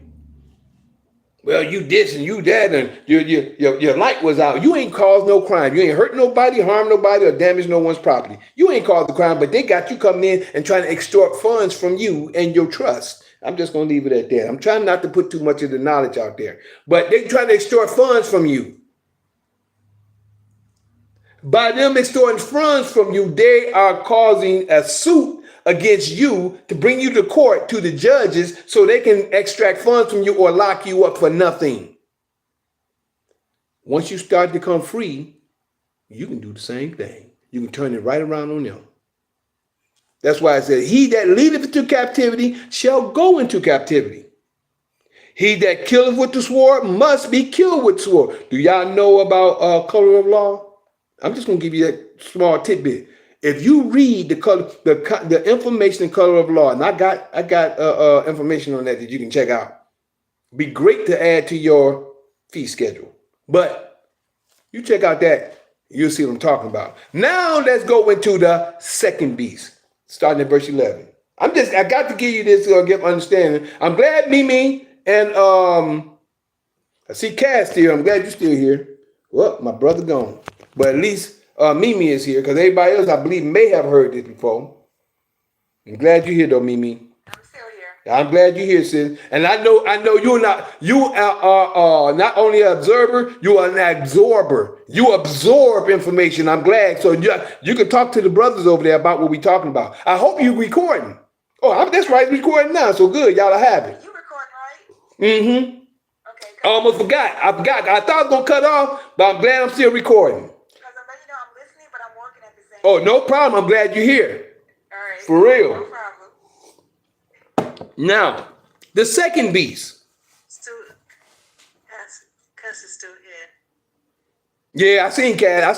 Say, yeah. The only one I don't see is oh, that was Bev. How you doing, Bev? Good to hear from you, girl. Glad you're here. Glad you're in with us. Yeah, we're still here. Yeah, I'm glad you're still here. Good. That's family here. So now we're going to the Some fun Who is this? Oh, that's Mimi. Say again. I said you have someone that's on a Samsung phone. Yeah, that's my brother G1. Okay, yep. So Yeah, he's the one who actually brought up that, and I'm glad we had to see he brought this up when he talked about AI. So we go Monday. This is going to be, we're going to talk about AI and everything. See, I'm going to have him read everything Monday. We're going to go back over this, but I'm going to show you how that and everything is all a part of the same situation, which is of the system of the day. All of it is part of the Roman Empire. All of this is part of the Roman Empire, and we end the Iron Age. That's the reason why we're talking about AI. But the people in the talking about AI is just talking about today because they see it. They ain't see the stuff I'm sharing right now and from time past up until today. This is what I'm trying to get people to understand. But I let people make their own choice. I can't let it go without giving them the facts. It's up to them to hear or not. But I only can give them the facts from what I know. And if they show me something else, it's a different story. But the second beast, Revelation 13:11. And I beheld another beast coming up out of the earth. And he had two horns like a lamb. And he spake as a dragon. Y'all wouldn't believe that that was the United States. Another beast. Remember, we still got the 7 heads. But another beast coming up out of the earth. And he had two horns like a lamb, young. Lamb is young, right? Two horns like a lamb. And he spake as a dragon, which is the United States of America. Do you know what these two horns is? Democrat and Republican. Both of them connected to the body. That body is still of the Roman Empire because all the presidents, except for what I believe, Lincoln, Kennedy, and Trump, is the only two that I believe, but the only two that I come to know, that's not a part of the family of the royal family in England. Then only 3 that I know that's not a part of these two, Democrat, both of them, all of them still part of the same family. People don't know that. It's still the Roman Empire. So them two being fighting, act like they're against each other, and they got all these people following them, they're still in power. By what? War. I don't care what kind of war it is. You got Democrat fighting Republican. As long as you are at disagreement, you are at war. And by being at war, that's the reason why we're in the position we're in today. Nobody can think logically and say, okay, we need to come together and sit down and talk and get things together. We got Christians and all across the board. War. That's how he's winning. So basically, we got to get rid of the horns. Say again? We got to get rid of the horns. Exactly. But who's the horns? The system. You got to get rid of the system. The horns is the system. That's the key. And the only way to get rid of the horns is not to be a part of them. See, remember, the whole world is of the same system until you get into your office. I'm going to say it again. Like Mikael. So as we can see right now is that a lot of businesses are closing down because there's a lot of people who are stepping away and claiming their rights. So they have no longer able to function using your funds to run their businesses. Is that right? Whose funds? Our funds. Exactly. What is happening? Well, we can't really go into this now, but I'm about to go into the private. We can't go into the private. We'll talk about that on Tuesday. Where was you at Tuesday? Was you here Tuesday? I'm glad you was. That's right, you was. That's right. But we can't get in. You almost slipped me in there, boy. I'm about to go. But that's private, and that's the point. But you're on point. The private is where we're supposed to be. Once you're in the private, you ain't got to worry about these horns because you're not a part of them no more. I'm just going to leave it like that for the moment. But now let's go into the second beast, which is the two horns, the Republican and Democrat. And I beheld another beast coming up out of the earth, which is the United States, which is young, and he had two horns, which is the Democrat and Republican, like a lamb, because it was a young country. It was just the youngest country that's supposed to have a rise out of the earth. But what he do? He spake as a dragon. All the different countries, when the United States stands up, they speak, they listen. Everybody, and whether they like him or not, everybody listening to Trump. Everybody heard that old weak jellyback so-called president who wasn't a president at all, but he was just a piece of tile on the paper on the what's called, which was up biting. Everybody else was running the country, but he wasn't doing nothing.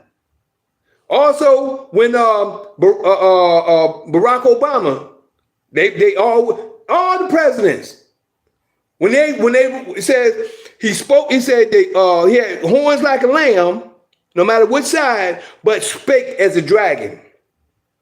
When he spoke, they listened. Symbols, understanding to the symbolism to what's going on. This is the reason why the rest of the world can't see this, because you got to be spiritually led. And I'm not trying to say nobody's spiritual or not spiritual, but I know where I am. And I thank the Creator, he woke me up. But verse 12, and he exercises all the power of the first beast. First Rome. Which first Rome is that? The Caesars. And I'm going to give you something else in a few minutes. Let me go ahead, I'm finished reading this. And he exercises all the power of the first beast before him, and causes the earth and them which dwelleth therein to worship the first beast, whose deadly wound was healed. The first beast, which Christianity was healed, because they got rid of the Arians and the Christianity then came up. This is Christianity that has blasphemed the word of the Father by the law, because they put in your face grace, Jesus, and Christianity. That's what the Romans did. By doing that, and not only that, they subdued all these other nations. They also had a portion in putting the Muslim situation together. Anything that's against the law is idolatry, blasphemy. If it's not going to the law, because the Creator gave who the law? Israel. If he gave Israel the law, Israel is supposed to guide God. That's what's happening now. Look how we're growing. We the most talented people on the earth. Every sport we get in, we take over. Y'all can't tell me we ain't Israel and we ain't the children of the Most High. I know who I am. But verse 12 again, and he exercised all the power of the first beast, both him and causes the earth and them which dwell therein to worship the first beast, whose deadly wound was healed. Verse 13, Revelation 13, verse 13. And he doeth great wonders, so that he make a fire come down from heaven on the earth in the sight of men. You got the planes, you got the tanks, you got the atomic bombs, what he did in Hiroshima. All this stuff that's going on is happening in this time during the second beast. When you look at TV, you can see this, you can see all kind of stuff going on. And what is this, verse 14? And deceiveth them that dwell on the earth by the means of those miracles. Yeah, they were calling miracles at that time. Which he had power to do in the sight of the beast, in sight of the system. The beast is the system. Everybody that's looking at TV, they're looking at the system of the beast. Everything is of the beast. What we in right now, looking at this is of the beast. We just use it for our benefit. Everything that's going on is of the beast. This is the reason why I'm cautious and I watch everything that I do and understand the thing and who's in control of the things that happens and the things that's going on. So, saying to them, here you go, your key, the second half of 14. Saying to them that dwell on the earth, here go your image, that they should make an image to the beast. I want everybody to think about this. that they should make an image to the beast. Now, something that G1 shared earlier when we was offline, when we was going from part 1 to part 2. He was saying that they are trying to make, and then he, he gave an understanding that it's supposed to be a system, but it's supposed to be an image that's supposed to be talking and this and that. That image was already made when they made Jesus. When they came up with Jesus, like I said earlier, you don't hear the word. Let me ask you a question. I'm just going to ask everybody. I ask questions so you can think. A lot of people barely and rarely even heard of the 1611 Bible, right? But they know it exists, but they rarely even talk about it or what have you. When you say the word Iesus, I-E-S-U-S, do an image come to your mind? No. Why? Because they didn't embalm an image in your mind when you say Iesus. All you know is that it's 1611, and I really don't know it. I got to go in and study because people don't know that book. Everybody got a King James Version, revised King James Version. The 1611 is the authorized. The revised is the King James Version the whole world has. But the whole world knows the word and the name Jesus. The word name Jesus is in there. This is what you have a picture of, which is the image that they gave you. They, the world, the Roman Empire gave you an image of a Caucasian man with long stringy hair, light skinned. He's Caucasian, supposed to have died on the cross. And this is where the world has ran after the image of the beast, which is of the system. That's why when you say the image, that's why it says, saying to them that dwell on the earth that they should make an image to the beast, an image to the system. When you see Jesus, who does Jesus belong to? Christianity. They say they're Christian, they know they're under Jesus. Look how it goes together. And what's the symbolism of Christianity and Jesus? The cross. You got the cross, which is the symbol that King Constantine saw in the sky, a flaming cross, and said, by this sign thou shalt conquer. That's in your history as well. By this sign thou shalt conquer. That's the symbolism of Christianity. The image is Jesus, and the beast is the system, which is church and state. Yeah, this is coming up, church and state coming up, which is in the birth certificate, social security card, and ID card. You already had a church the whole time, not even knowing it. Church and state.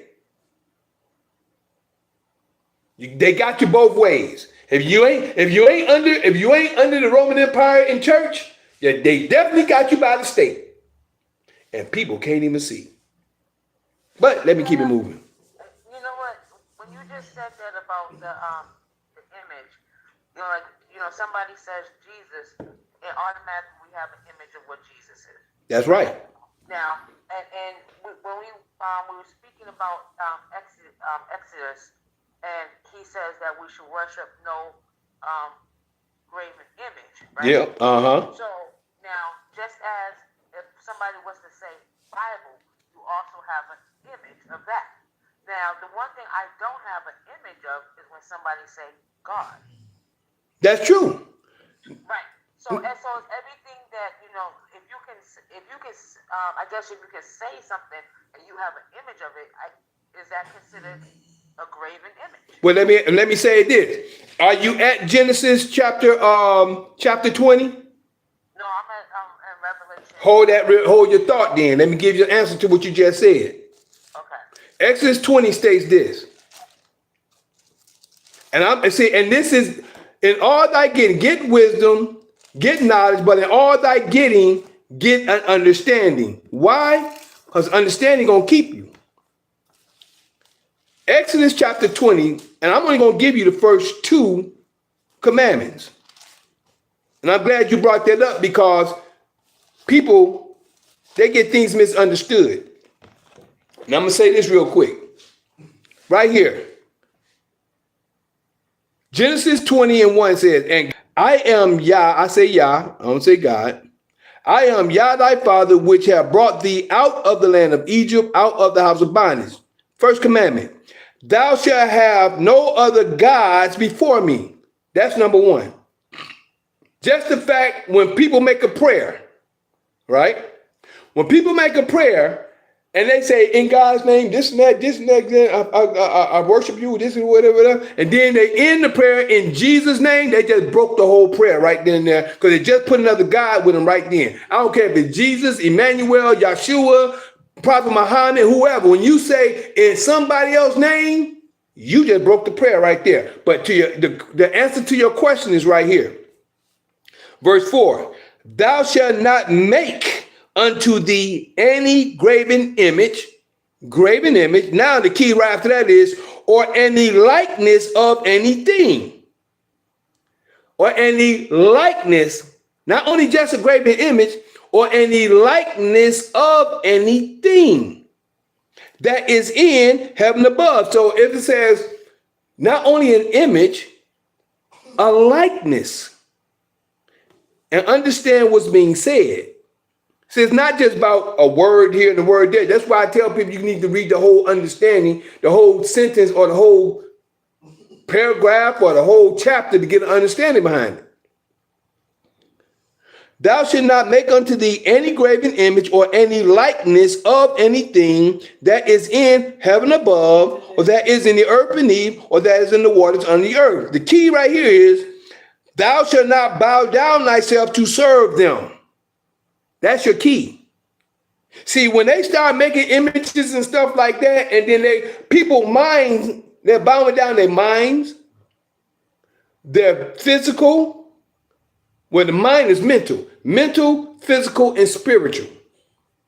When they start buying their mind down and the physical down, and they just talking about it all the time, that becomes your God. No matter what it is. Now, a book, a Bible, is nothing but a book. Bible only means book. So, what you need to do to learn whatever you need to know, you have to go to that book to find out what it is. That's not an image. That's a learning tool. This is only a learning tool for you to learn what you need to know. No different than this information right here. I went to go find out what I need to know with this information to find out what I need to know. So I ain't worshiping it. I'm learning and understanding the things that I don't know. This is only a book. So a Bible is a book, but it has information in it that I need. Then I can have another book that have information that I don't need. But where's your mind at? The only way to find out the Creator is the book that he had his prophets put in there to let you know what you need to know. If you don't know what's being said, how you going to know? That's the reason why we're in the position we in now. We're in the position we in now because people ain't reading. People ain't studying. They doing whatever they think is right in their own eyes. So having a book is not worshiping anything. That's why it says, get wisdom, get knowledge, but in all thy getting, get an understanding. Why? Because understanding gonna keep you. So, again, at the end of 14, it says, saying to them that dwell on the earth that they should make an image to the beast. And that's the key. They say an image to the beast, an image to the system. Jesus is that image. Image to the beast, which had the wound by a sword and did live. What wound was that?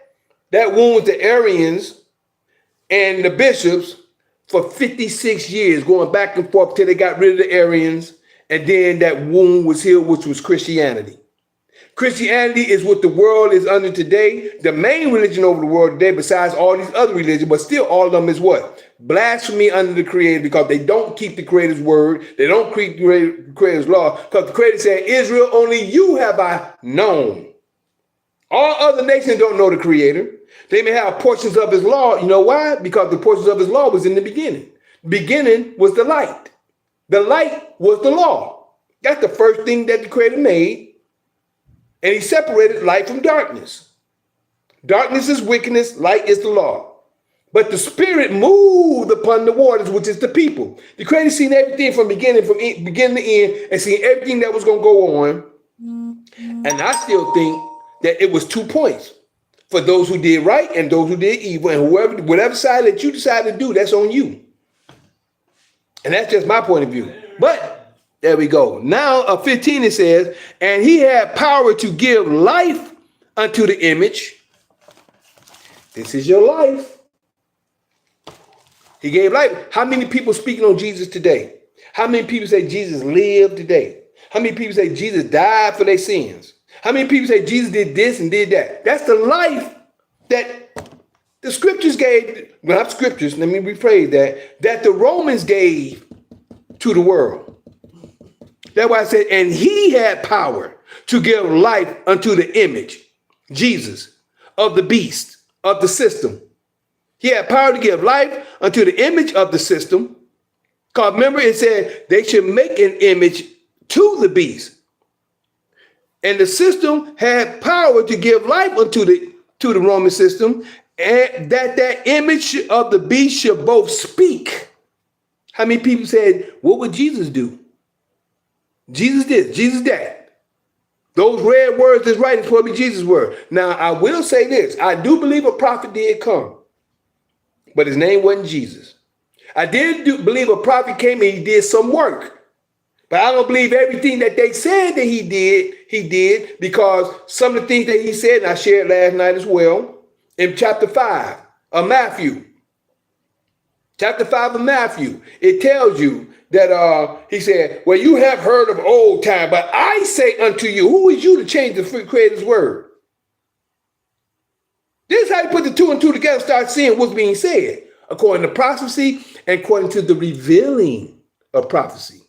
See, Revelation is the revealing, as far as I'm concerned.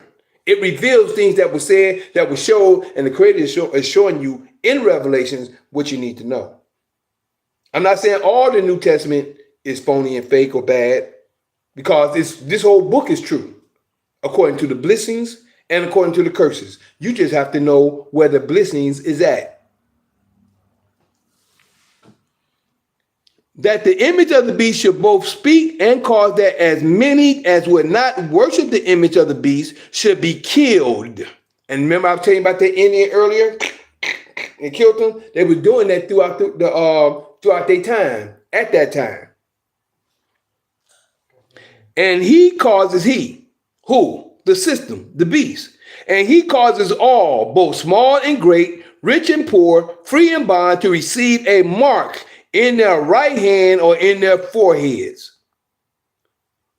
The system caused that. Why and how he caused it? If you don't get this, you ain't gonna get your job. You ain't gonna get this money. You can't work. I'm gonna kick you off your job. What did Biden? This main thing Biden them was pushing. Biden with that little green goblin, whatever you call his name is, Fauci. And a lot of these demons across the world had people getting them. Man, our people need to open their eyes. I'm supposed to have another piece here I want y'all to see. It should be in here. Because I know, I thought, I definitely got to put it in here if I don't have it in here, because, nope, I don't see it. Because what I'm about to come to, and I'm surprised, I probably got this, probably not right here. You hear me? Yo. Y'all just sent you that thing where I told you where I got the whole thing from him talking about the robot and the Oh, you sent it? AI and the robot and the. I just sent it to you. Okay, great, bro. Appreciate it. Well, I'm planning. I'm gonna try to. I'm gonna print it out. So I'm gonna have it ready. I thank you, bro. That's what I'm saying. We got to come together to build this information, because the stuff is out there. This is how we got to let it be known what's right, what's wrong. And I don't go with right and wrong, but the knowledge and the information that's needed. But I do go with what's wrong. If something wrong, it's wrong. Huh? I said it's an Instagram video. It's not nothing to print out. Okay, good. Okay, good then. Good. I can play it. I want to just say this too, because you were saying speaking about the Bible, but I was watching another one of these Instagram type videos, right? And the lady was breaking down how, the Council of Nicaea, how they got together and they dismantled the book. But she was saying how they took out things that will show you how to be sovereign. So they did remove books. Like, there's certain things that they had in there that teach you, like, how to remain and all of that too. So like it is diluted. Like you said, although it's in there, it's diluted. So I want to emphasize and stress that the version we getting is a diluted, watered down version. Yes, there is truths and stuff like that. However, it has been tampered with. It is not the original, it's been mixed and diluted and tampered with. So it's no longer original as it was supposed to be. You know what I mean? So it is very important. Would you say it's secondhand knowledge? Well, I'll put it like this. I'm gonna say what both of y'all are saying. The information is there. But if you don't have, like I always say, if the Father haven't opened your eyes in the spirit, you can't see it. That's why we have so many religions today. That's why we have so many denominations. If the Father haven't given you the spirit to see what's in this book, and just like he said, a lot of stuff has been taken out, and this is where you get the New Testament where it has diluted. That's why everybody's under religion today. This is a book of laws. This is the laws. And that's what the people don't know. That's why so many people of the world today, that's the white man's book. That's this and that. But they don't understand until the Creator gives you the spirit to understand his words in this book and the information to the history. Oh, that's a misnomer too. It's not even the white man's book. It was Christianity was already in Africa way before. I know that. Yeah. Even though it was in Africa, what do? They still kill and destroy. Everybody, when you hear Christianity today, you hear about it according to the Roman Empire, which is what we read earlier. The Romans has taken over the whole earth. Have you gone through the Ethiopian Bible? I haven't went through it yet. I plan to, but yeah, I know of it. But me and the brother had a conversation about that since we talking about it. Even though the Ethiopian Bible is supposed to have information in it, who did the Creator give his laws to? He gave it to Israel. Ethiopians ain't going through what we going through. Nah, it's over there. There are Hebrews over there in Ethiopia, bro. So that's wrong. No. I know Hebrews was over there. I know that. I know that was over there. And I think in 2000. All across the land. It's not even just one location. Bro, we know that. You think you're talking to? We all over the world. But what I'm trying to get you to understand is when they got kicked out that land, the main ones they was over in that area in Africa, and they kept the heritage. And then they got flown back. They got flown back in the late 90s. They got flown back to their land. This is, bro, believe me, I know a lot more than you think I do. They got flown back. The Ark of the Covenant over there. That's where the Ark of the Covenant is. And I know that. I'm not saying I know. Do you know that's where King Solomon had the ark go to? King Solomon sent the ark there. They wouldn't have that if they're not the people. They're not the people. He had them send them there. It's our people that's there. Our people are there amongst them. We all over the world, bro. I can show you all through the book and tell you we're going to come from all over the world coming back to home. That's what I've been saying, bro. Yeah, so we everywhere. Like, we ain't just no one location. I've been saying that.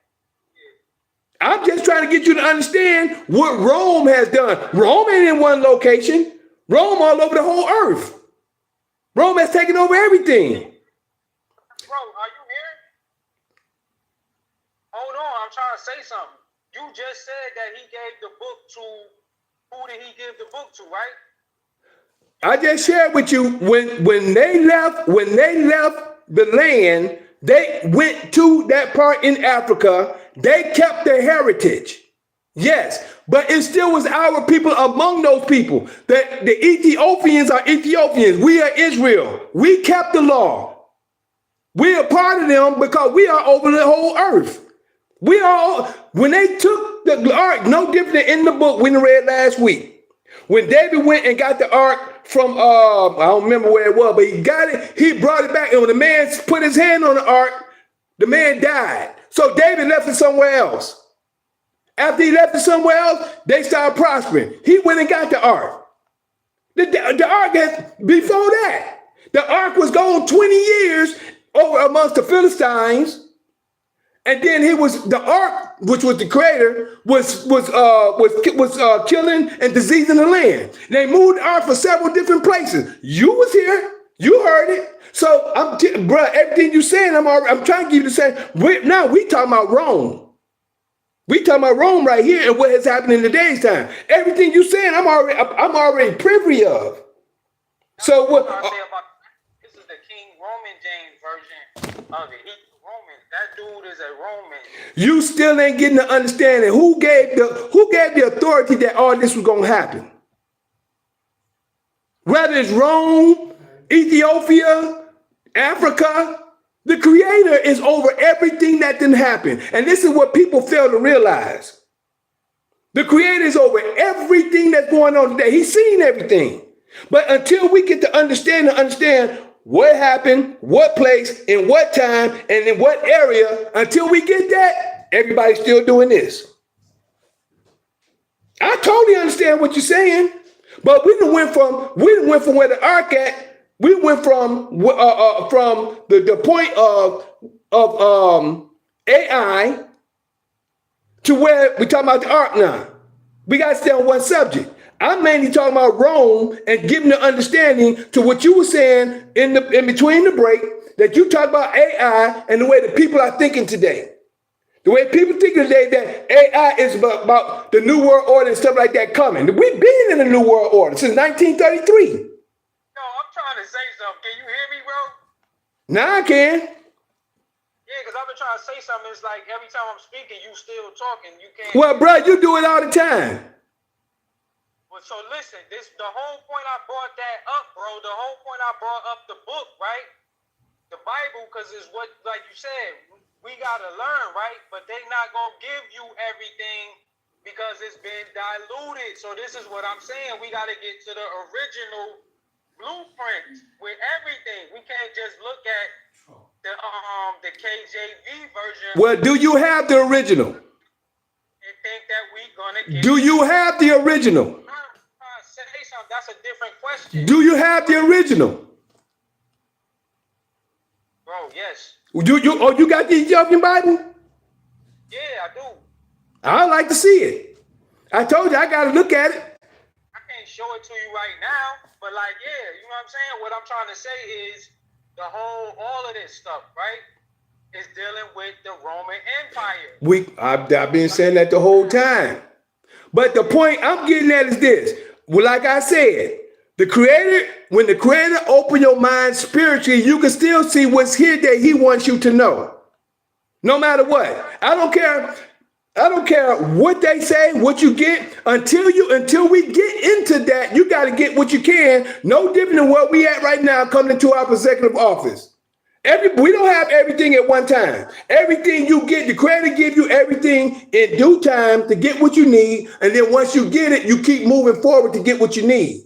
But until then, You don't even need the Bible then if that's all we just gonna. well then where's the, I want to make sure that I get the Ethiopian Bible and check it out, because if I get it, we wouldn't be calling it the Ethiopian Bible. We will be calling it the original scriptures.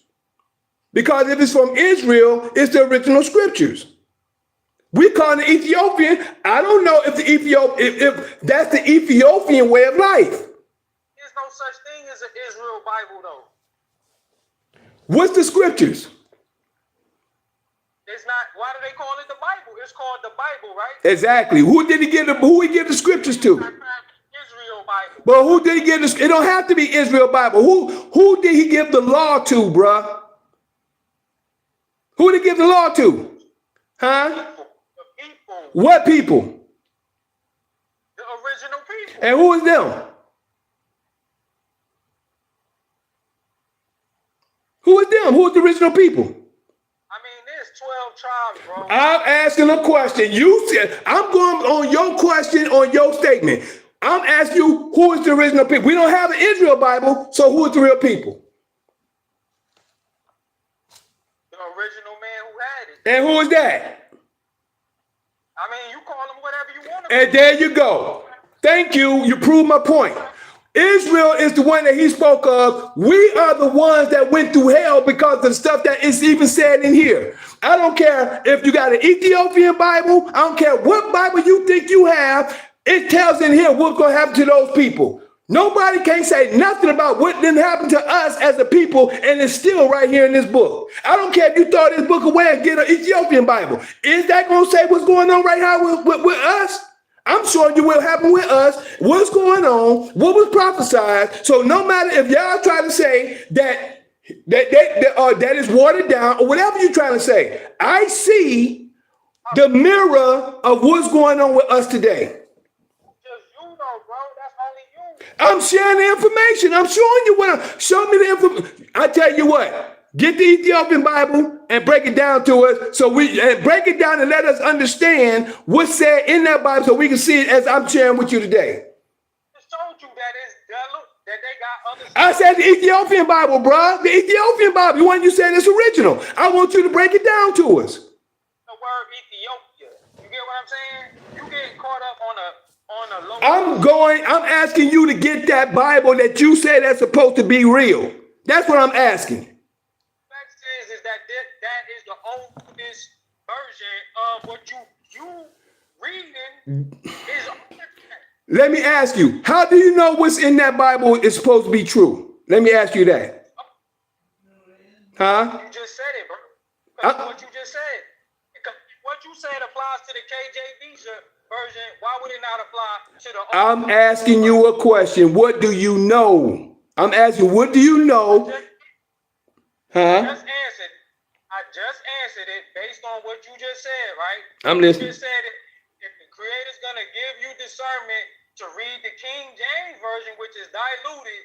That you said is diluted, which I know that's switched up. But go ahead, I'm listening. The Council of Nicaea that is diluted. Come on, bro. Like, don't try to play the game that you don't understand that is not diluted. Bruh, I've been saying that the whole time we've been talking. The whole thing I've been saying, I've been letting it be known in the New Testament mostly, compared to the prophecies. Untouched, bro. That's the version we need to be looking at. Let me ask you a question. Again, you got the Ethiopian Bible. I want you to give me facts out of that Ethiopian Bible since you said you got it. That's what all I want to know. What up, bro? Bro, I already told you that I'm driving down. I ain't talking about right now. You gonna be back. I ain't talking about right now. You know what I'm talking about. You got the Bible. When next time you get to it, hold it to yourself. We can talk about that later time. That's what I'm talking about. You know what I'm talking about right now. You said you got it. I want to know the facts. You can go and get one. Why don't you have one? Because number one is that's not my preference. I know what I know about what I have. Yeah, but why you ain't trying to look at the original? I just told you that I got to get one. That's the first thing I said when you brought it up, bruh. I just said that. Yeah, but you brought up ripping into some like people and all of that type stuff. Bruh, you do this all the time. Every time we get into a conversation, you bring something up, but you don't have the facts behind what you're saying. And I ask you, when next time we talk, bring it up, and then we'll see. I'm giving you facts on what I'm saying. I'm showing you everything that's going on, whether you say it's diluted or not. I told you the Creator said what he said he was going to do, and that's the reason why it's diluted. I just told you that it's the original one already. Says it's better than the KJV. Well, then show it to me when you get it. So the fact that it's older shows that it trumps the KJV version. Bruh, the law is older than them all. The law is older than them all, whatever you're trying to say. The law is older than all of them. So no matter what, you got to prove it to me by me seeing it. Show it to me. Can we kind of just move on? And I mean, you guys can. Yeah, but you know what? Me and him, we always get into this point of view because he always trying to. The whole thing is, I already know he don't believe in the Bible, whether we do or don't. I'm telling you what I know about it. This is worldwide. Why is it worldwide? It's worldwide because the Creator wanted it worldwide because this is here for a purpose. I understand that there's other Bibles across the world. I understand that. I don't go against none of that. I even said, because I've been hearing about the Ethiopian Bible. I've been hearing about that lately. I said, I got to get one. That's the first thing I said before he brought it up. I already know that the ark was in Ethiopia. I already know about King Haselassie, which is still down the line of Solomon. It's a lot of stuff I know, but we weren't on that conversation. You see what I'm saying? We done went off the conversation almost at the end to something totally different than what we supposed to be talking about. We even talking about the AI revelation period, bro. I brought up all of this stuff. Like, so come on, man. Like, don't even try to act like that. So all I'm saying is, yeah, he brought it up. But the point is, I'm talking about the revelation and where we at right now. That's what I'm talking about. So where we at right now, I'm going to finish up what I'm saying. And we go through this all the time instead of staying on point. And that's all I'm saying. So let me get back to where I'm at. Finishing up on the Bible. Revelation 13, which is where we at. And like I was saying, verse 16. And he causes all, both small and great, rich and poor, free and bond, to receive a mark in their right hand or in their foreheads. We don't know about the foreheads yet. And I had a DVD, a 6-hour DVD that I'm telling you about. See, when I try to share stuff, I share stuff about what I know, not what I believe, not what I think. I share what I know. And I break it down as I can. If y'all can't see what I'm sharing, well, whatever you think, if you can't see it, that's on you. My main thing is to give you what I've come to know. What I know, not believe. So what I'm sharing with you is, and he causes all, both small and great, rich and poor, free and bond, to receive a mark in their right hand or in their foreheads. And to me, I'm telling you, to me, that mark was the jab. That jab was the mark. And the reason why it was the mark then is because the stuff that they're going through, when you talk about anything from Revelation 13 on through, it talks about the things that these people was going to go through that took that mark. Now we're finding out that mark caused a lot of blood clots in the system, or shall I say in the people. That happened, whether people believe it or not. And then 17, and that no man might buy or sell, save he that had the mark, or the name of the beast, or the number of his name. The mark, but if you look at it, the name of the beast, which is the all caps, and the number of his name, which is the social security number. You can't buy or sell without them. You can't buy or sell without either one of them. That's why you need them to get out. That's why you need those things to get out. So all the stuff I've been saying, if you can't see the information I was sharing all this time, from prophecy to history, to the stuff that's being said, something wrong with you. And I'm just saying that because I done laid it out where you can see it for yourself. All I'm saying is, if people have their own, and I know people have their own qualms or their own problems with the King James Version. They have their own problems with the Creator, the Sky God. They have their own problems with whatever they have problems with. I'm just here, I'm just a vessel sharing information. It's up for you to, like I told my promise to the credit, it's up for you to accept it or reject it. That's on you. I know where I'm at. I know where I'm at, so I don't worry about it. So where I'm at on this point right here, now after this point, here is the wisdom. Let him that have understanding count the number of the beast, for it is the number of a man. This is what I meant to, this is what I was looking over here in this. I got to add to this because I don't have it in here, but it's Victorious Philly D. Victorious Philly D is the actual name of the Pope. And when you break it down in numerals, in Roman numerals, it means 666. That's the man that's over everybody's accounts. Everybody, that's the man over the whole situation, the Pope. So I come to understand this, like I said, until someone prove and show to me something different, fine. That's the difference. But just because someone believes something or thinks something, you got to show me. I'm like berserk. I'm a show me person. You got to show me. I'm not going by what somebody say, and I understand conversation. I understand if someone say this, yeah, I can understand it. If you're right, I agree with you. And I'm not going to get back on the conversation we just had, but the point is that show is proof to me. We can speak on something, but I want to see it. And I don't mean right then and there. I mean, when you get time, when we get together, whatever it is, show me. Let me know. Let's not speak on something and then speak against something like it's fact before you show me what you got to show me. Prove to me what you got to say. I'm not one to just say, oh, okay, well, okay, I'm just going to throw this away because you said this. No, I don't do that. Oh, it's a fact that it's watered down if it's missing books, bro. I've been saying that the whole time. I say that all through every since I first said the prophecies back here in Daniel, I said that. Ain't gonna be complete because you don't got the whole story.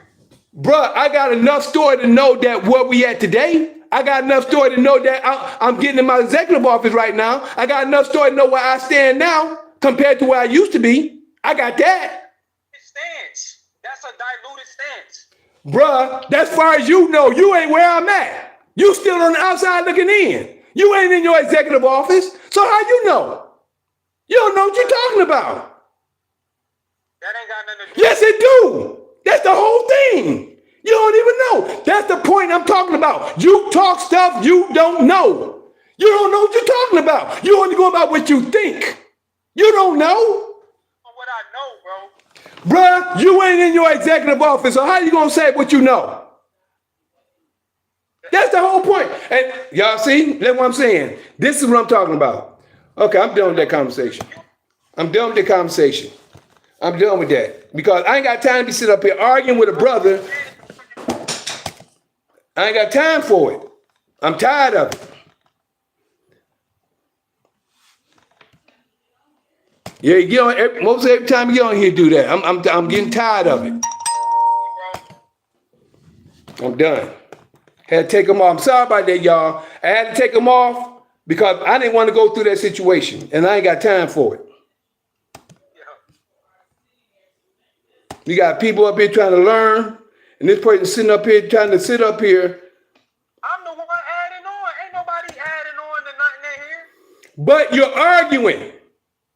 Because we gotta build. Sometimes it ain't difficult, man. What the fuck you talking about?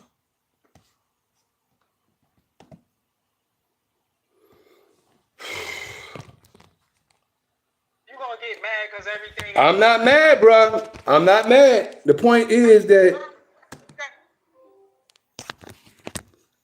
I told you, I'm not mad. The whole point is I ain't got time to be going through that. He come in, that boy do that every once in a while. He come and do that. I ain't got time for it.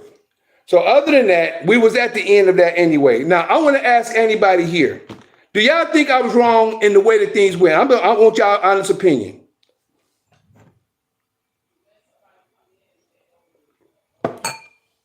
Can somebody tell me something?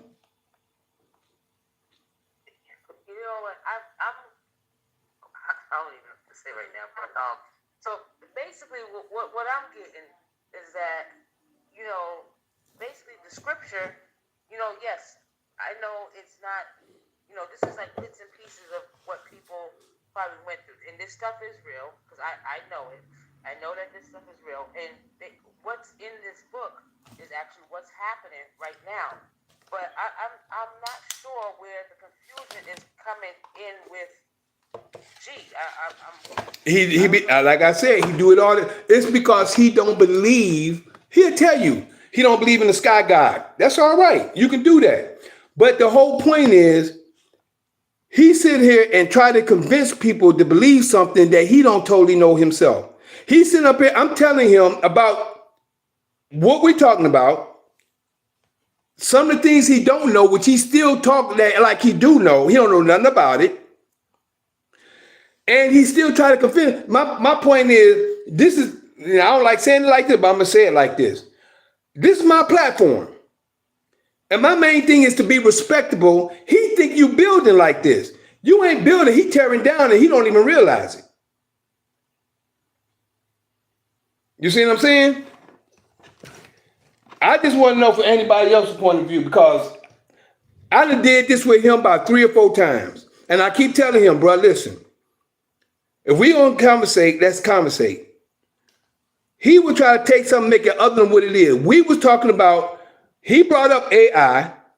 I was trying to get him to understand that it's all a part of the same system. We get just to the end of that, he wants to bring up about the Ark of the Covenant and the Ethiopians. We weren't talking about that. You see what I'm saying? So after that, the Ark and the Ethiopians, now he's talking about this the other Bible. We weren't talking nothing about that. And as you can see, I am very aware of a lot of stuff that he's calling himself trying to bring up. He don't think I know about a lot of stuff. But I don't mind us having a conversation about certain things, but stay on the subject. And he brought something up. I said, well, we should go ahead and talk about it because this is something I think everybody needs to know and understand, especially for everybody here. And I think that the world needs to know.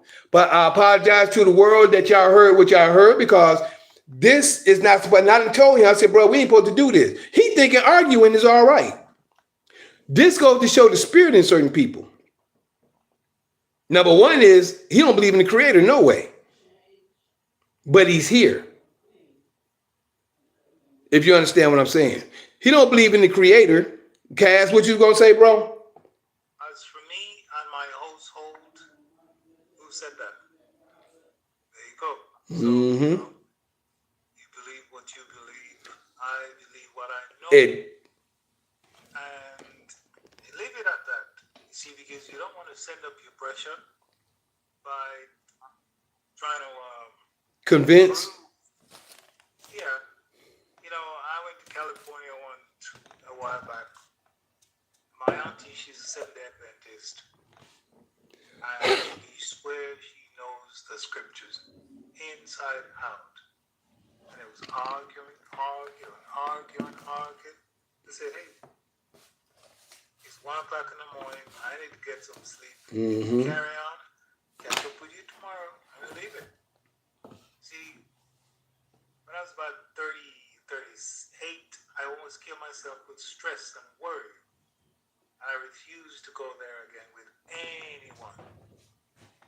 If it's not for you, hey, it's not for you. Leave it. So that's how I work. So I do. I appreciate you, bro.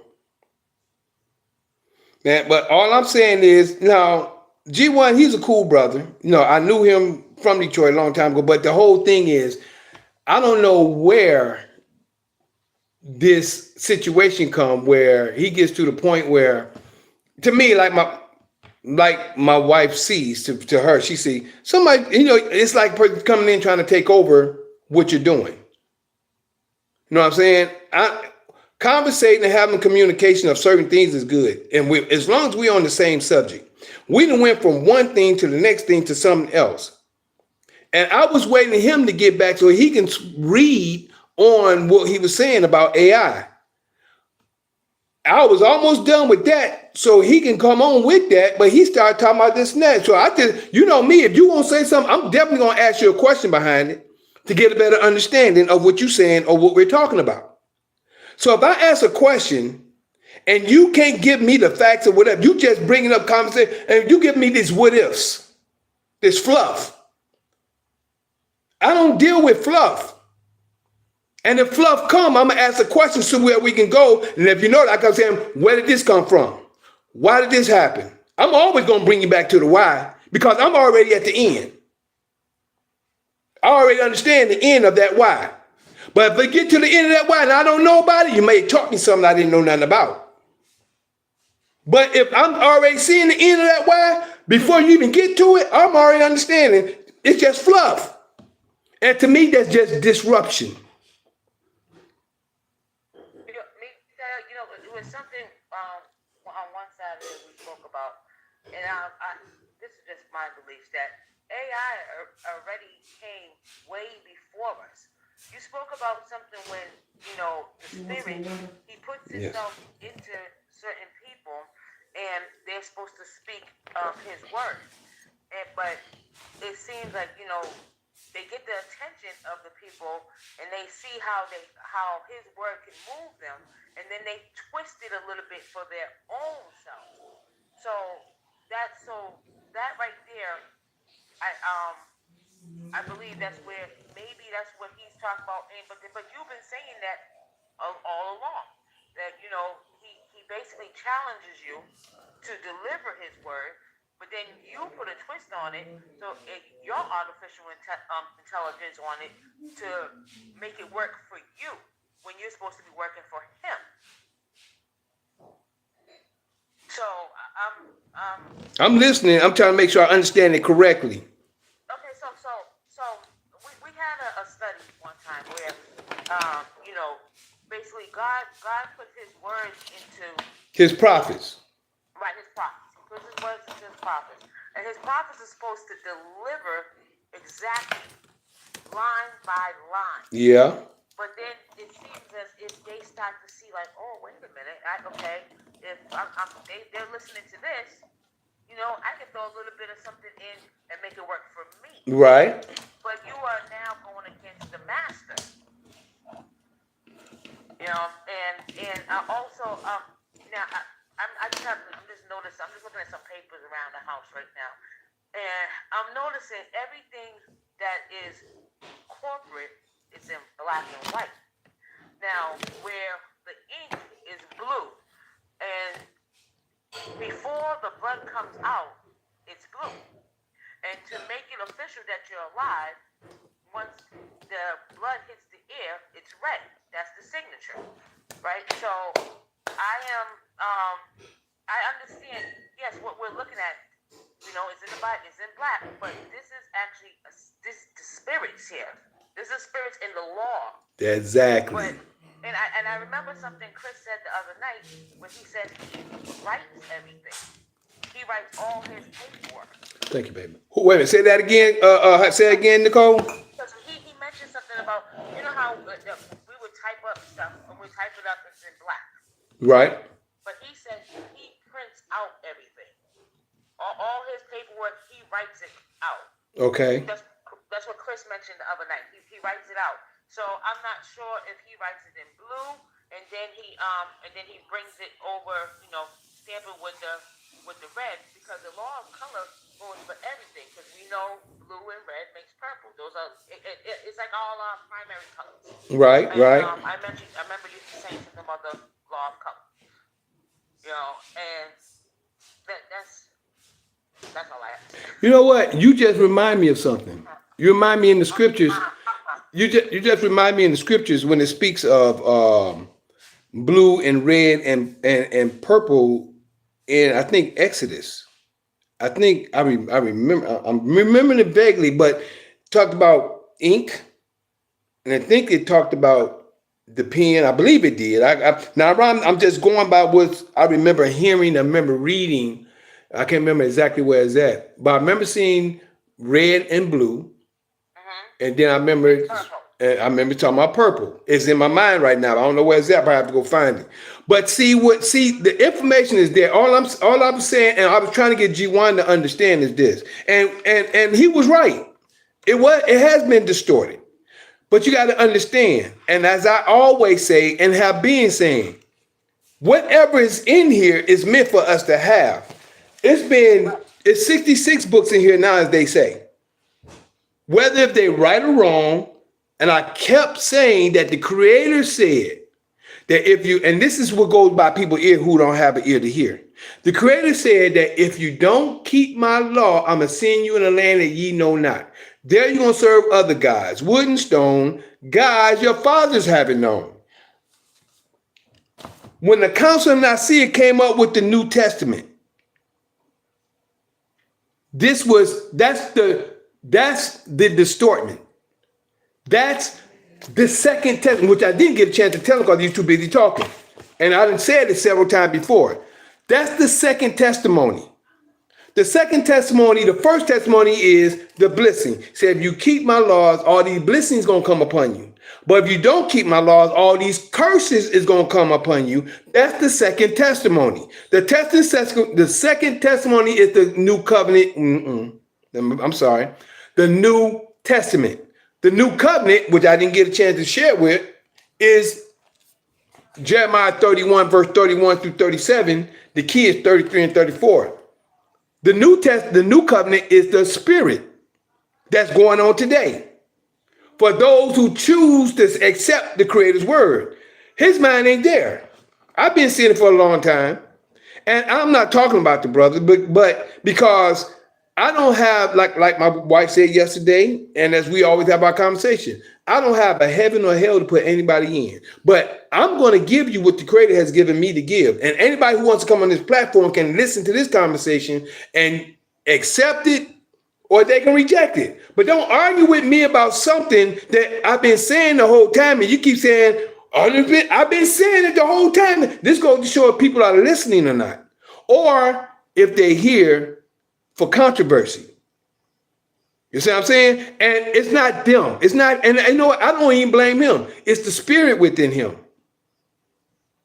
Because most of the time we have certain people that come on, new people, or whenever we get in a conversation like this, it's always somebody different, somebody new, or somebody that may just be popping in for the first time or whatever. This gets into this conversation. I already told him. I said, bro, I called him and told him the same thing. I said, bro, we can't have this kind of conversation on here. He talking about we building. I'm going to ask a question. Mimi, if you don't mind coming on. Yes, sir. Did that sound like a conversation to you or a confrontation? Well, everyone has their opinion. He just had a very strong opinion. He challenged you, and you challenged him. So I didn't see it as a confrontation. Mm-hmm. I just saw it as frustration was building, but you both wasn't listening to each other. Why wasn't I listening? I want to know. Because he was trying to say something, but as he was speaking, you was talking over him a little bit. And so he got frustrated a little bit. And then vice versa. So it wind up being more of a confrontation in your eyes than his eyes. Well, I've been looking at it like this. Do you remember when we first started talking? I don't know if it was during the break or if it was when we first started. Do you remember when we were talking, I let him speak and I got quiet and he spoke and I got quiet and he spoke and I got quiet? Do you remember that? I do. And I think also as he was trying to speak, you was continue to talk. No. I mean in the beginning, the first time. Yes, I remember that. Yes. That's what I'm asking. When I say the first time, I'm not talking about during the end of this point. Not even when we was, I don't even think it was when we recorded. I think it was when we first started. And when we were speaking while I was getting things together. Mm-hmm. And he was speaking on a certain point, and I said, he was speaking, I got ready to say something. He was still talking, but the whole point is I guess he wanted to cut me off because if I was talking, I always stop for him. So he said, are you listening? If I'm already having a conversation and I'm already talking, why should I stop when I done did it for him? I'm going to put it like that. But, my main thing is we've been going through this several times. That's what I'm saying. This is your first time. I'm new to the call, so I was just observing, okay, both of you always trying to make a point. Right. You was more on prove it to me. He's more on, hey, I'm in my car. I can't prove it to you. And you like, well, when you get home, then show it. That's all I was saying. But I didn't see it as a confrontation. Well, really, people voicing a strong opinion. Right. Okay. I guess I said confrontation, but I might have meant that. I might have didn't. My whole point is, like I said, I don't think it's him. I think it's a spirit. And I'm going to say that because it's only certain times we get like this. It's a spirit. And like I said, when I share information, I've been sharing. But let me ask you this, even off of that. What did you think about the information you heard today? Let me ask that. I mean, it's very informative. I didn't get a chance to hear some of it because I got calls coming in. I'm working. Right. But what I did hear, it was very educational for me as far as learning. And that's all I try to do, just give understanding to what's going on today, to what was prophesied. That and all I was just asking the brother was this. He brought up that Bible. I said, I don't have no problem with it because I've heard of it, but I don't have one. So I can only tell you what I know. I said, well, when you get it, bro, just let us know then. He already told us he was driving and doing whatever he was doing. I don't have no problem with that. I was saying, well, bro, you know I'm talking about when you get it. And I'm not talking about right now. So I just had to cut it off because, we've been through this several times. And I try to tell them that's not, and like I said, we got off the subject. Cause with I am gonna say this. You did get off the subject and you did stop. You was going back into the word. But then when you brought it up as far as the show me part, it seemed like it was being directed to him, so he felt the need to respond. And when he responded is when things went left. like what? When he responded like he don't have it? No, when like everything was squashed, right? You moved on. And then you started back with the scripture, but then you brought it back up a little bit. And he felt like you was directed to him. As far as, I don't think. you gotta prove it to me. You gotta show me. That's all I'm saying. With anything you But you mentioned that you stopped it. You went on with the scripture, but when you started back, I started saying you gotta prove it to me. yes, when you started back is when it went left. Mm. Because he felt the need. He felt that it was being directed to him, and of course, he would respond to that. Right. I can understand that. Responded, it got a little back and forth. You got frustrated and kicked him off the call. But Well, you know what, PJL, I mean, I like honest opinion. I want to, because I like to look at myself when something happens. But I had to stop that because if I didn't, we'd still be going on now. Exactly. So you did the right thing. PJL, Yes, ma'am. now, And we still recording, so that goes to show you I'm open for criticism or understanding. So we still recording. So I'm listening, Nicole. no, I'm saying, you're saying that, because I know you said you didn't have the Bible, for the Ethiopian. I mean, they have Ethiopian churches. I don't see.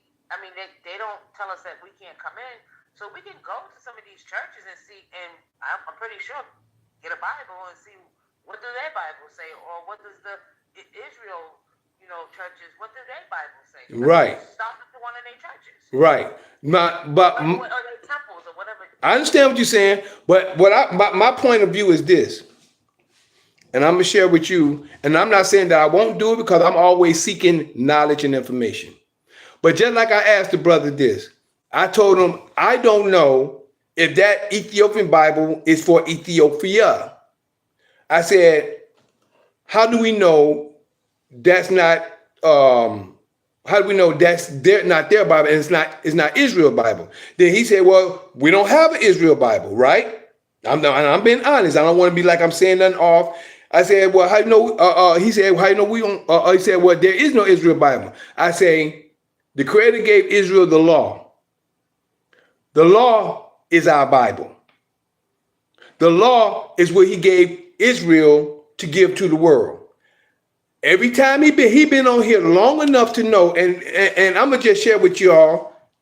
Mimi, this is your first time here, and anybody who's listening. If a person don't want to accept things for what they really are, you know what I'm saying? For what they really are, you're gonna do everything you can to discourage it.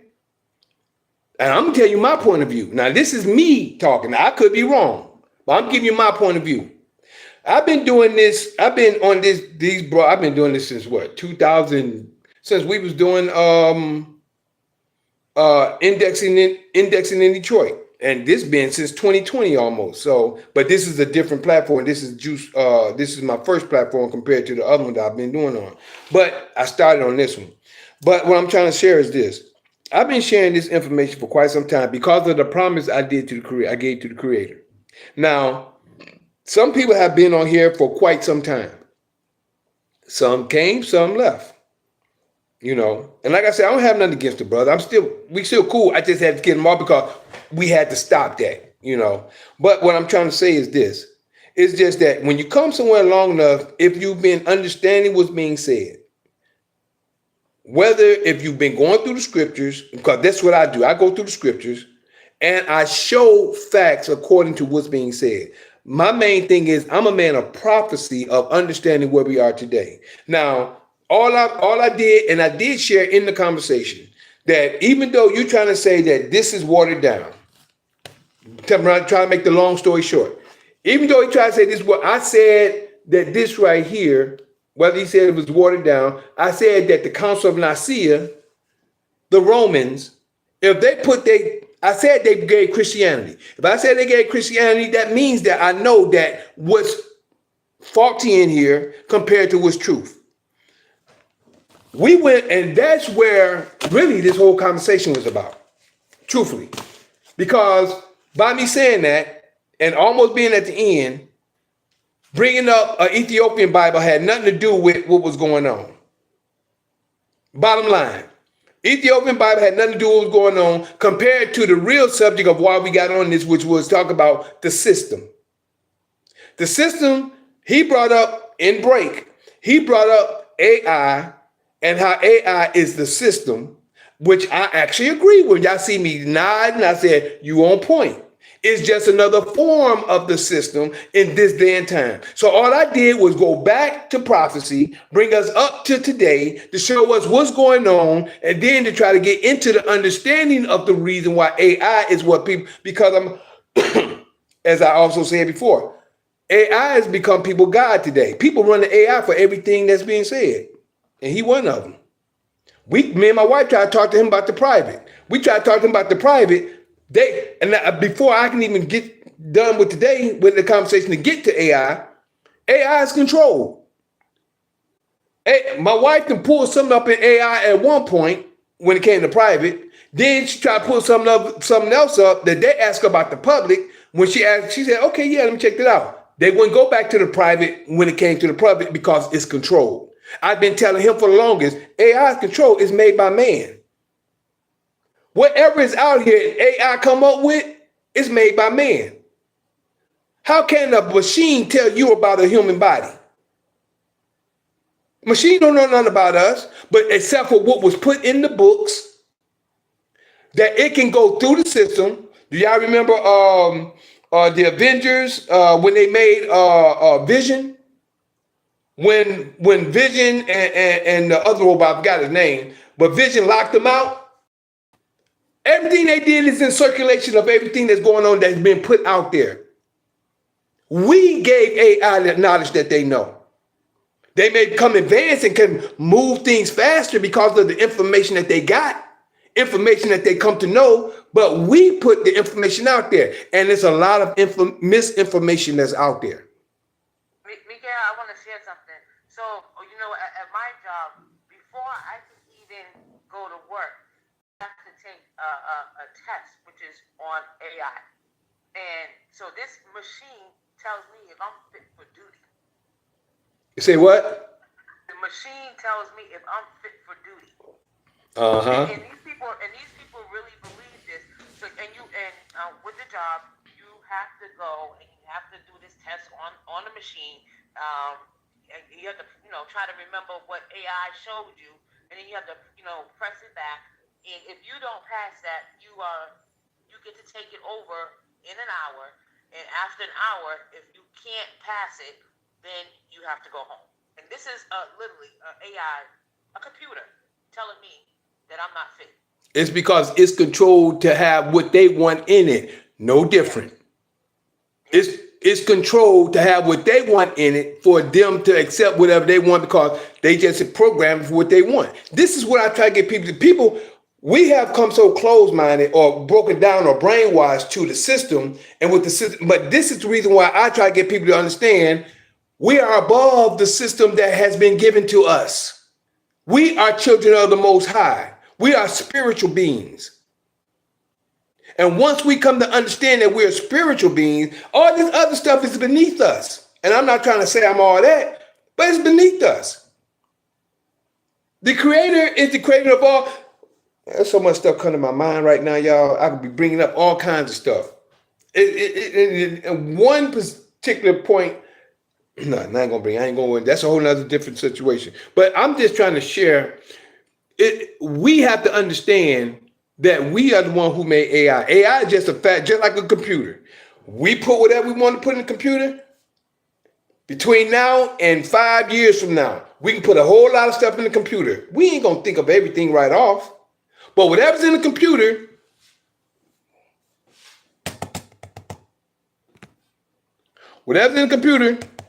bring up what I put in on slave. Whatever you put in, it's gonna come right up. You maybe not be thinking of it right now, but it's just to bring up whatever it is you've already programmed into it. That's all.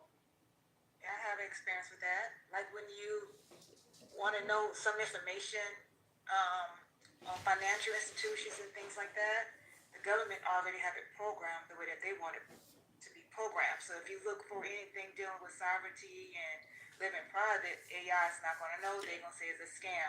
There you go. A lot of things I've noticed that AI say is a scam is really not the scam. Bam. They just don't want you to participate in it. And that's because of right now we're dealing with private and decentralized. The government don't want you going decentralized. So they're going to put everything in AI to deteriorate you from doing that. Like the financial quantum system, they don't want you to know about that. So that's a theory. That's a scam. So when you see that they're calling things a scam, you have to do more research and determine if it's really a scam or they just don't want you to do it. Like BlackRock said that Bitcoin was a scam, but they own most of Bitcoin because they want to deter people to go to the left while they're going to the right. There you go. So you normally want to look the other way, especially if they say alert, so they would distract you from really what's going on. And you're right, 100%. And this is all I'm saying. So, but, and not to talk about the brother while he's gone, but this is what he relies on. He relies on whatever AI say. And I tried telling him, I said, bro, AI is controlled. But, so, and in the time I said earlier about people are worshiping AI, that's when he got I don't think it was before we got on to this platform here, before we got back on. And I said AI is control. I've been saying this control. But yet and still, I said people are worshiping AI like a god today. They go to AI for everything. And it's just, and what I was sharing is that it's nothing but another part of the Roman system. As long as they are in control, it's a part of their system. And once we come to realize that and get into our office and where we're supposed to be, then it'll be a different story. But until then, and that's what we have to realize. So my main thing is just looking for things that what they are. I mean, like I said, I love the brother G1. He cool. But that spirit to me, because like I said, it wasn't on that, but I'm always going to address. If you bring something to me, I'm just going to let it be known. And I think I shared that last night. If you bring something to me, I'm always going to question it. I'm always going to, because I can't just take what a person is saying and just say, okay, I'm going to put this down. No, don't do that. And that's for anybody. And any believe me, like I shared earlier about when I was online before I got on, same thing.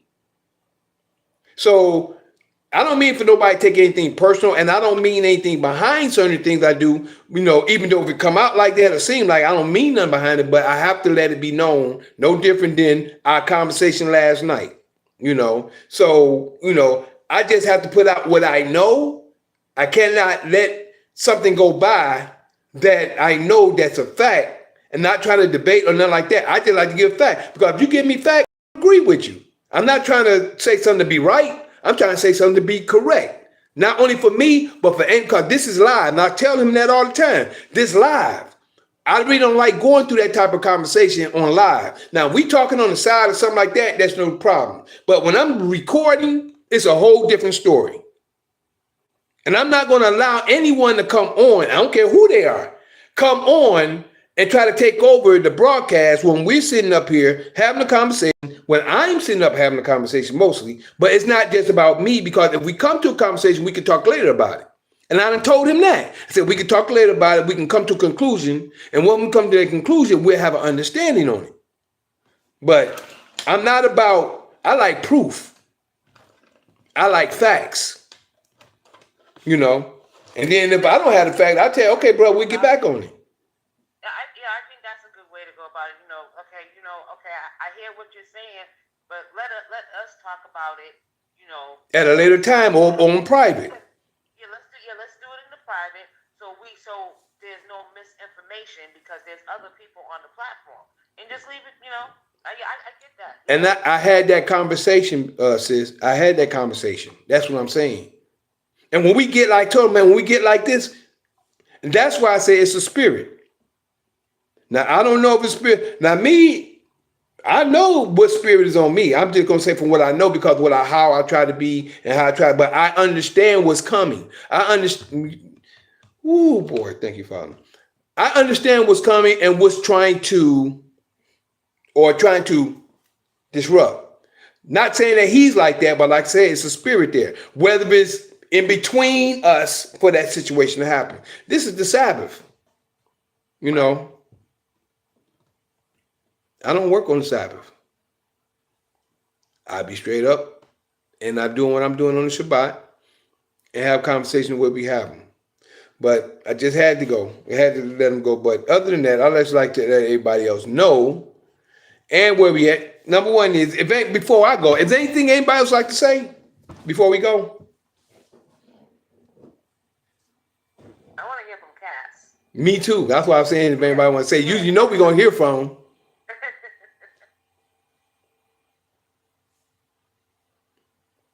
This is my bedtime, guys. I don't need more time. I can't even see what time it is here. What time you got, bro? Yeah, we here. No, I have another sister. Oh, she's here still. Are you awake, Elania? No, she's gone. Well, she's there, but I think she's sleeping. Okay. No, she's listening on the phone from another location. Oh, okay, great. Well, I'm glad you're listening, and hopefully this hadn't offended you. It's just, but to me, I look at all this as growth and correction in every way. You know what I'm saying? Because I'm asking y'all so I can be corrected. If I'm wrong, and even though my sister Mimi was telling me that how both of us was going, and like I said, that's why I cut it off. So I'm seeing what's going on, and I had to cut it off. You know what I'm saying? So that's just it. And I like to stay with facts. That's all I'm trying to say. I mean, it would have been good to cut it off or ask him to, sort of calm down, and you take it, as you said, at a different time, discuss it without him having to be cut off like that. Yeah, I do understand that sometimes, we have people in a group or in a platform where they're actually just there as a plan, to disrupt. Because I'm going through a situation here with myself right now, and it's like, well, I'm supposed to be doing my paperwork. Every time I get into it, somebody call and just try to throw me off the whole thing. Oh, you can do that later.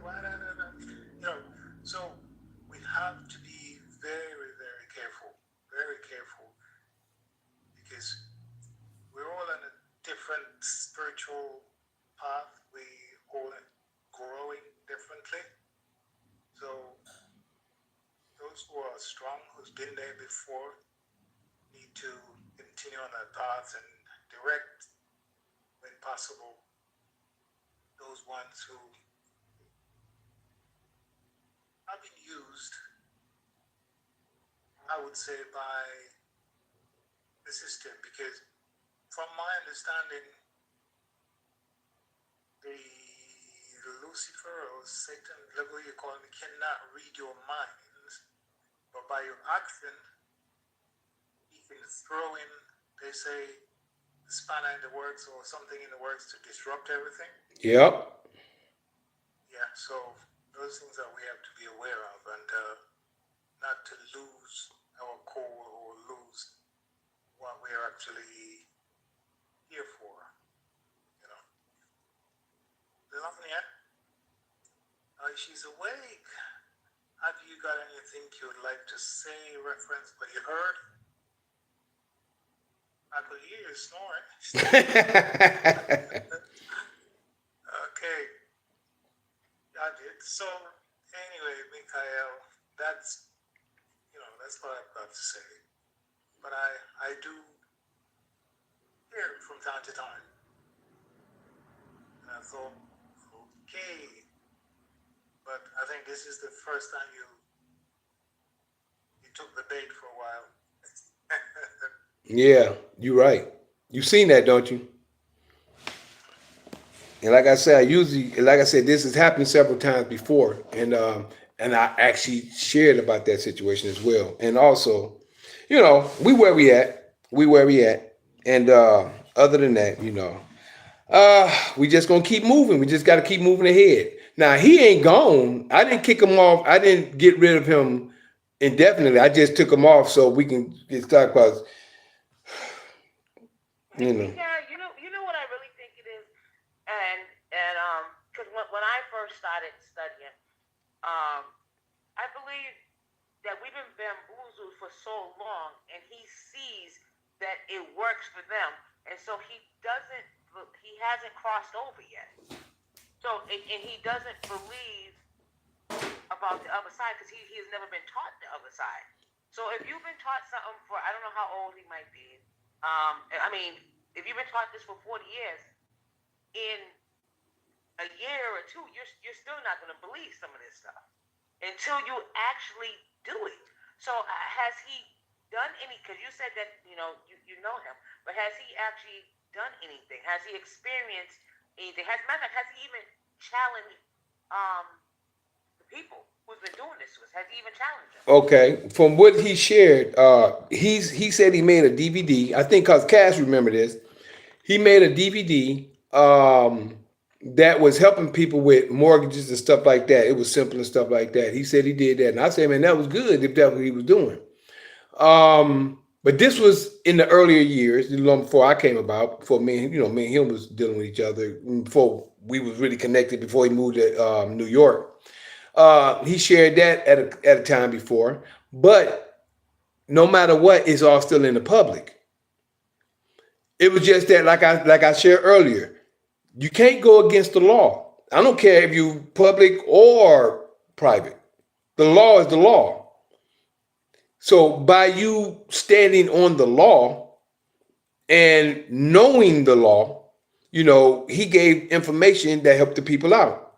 So just no different than I told him a few minutes ago. I said, you ain't in your executive office, so how do you know what you're talking about? He said it had nothing to do about it. I'm telling him that it do. And if anybody on here knows the scriptures is the law that they're using.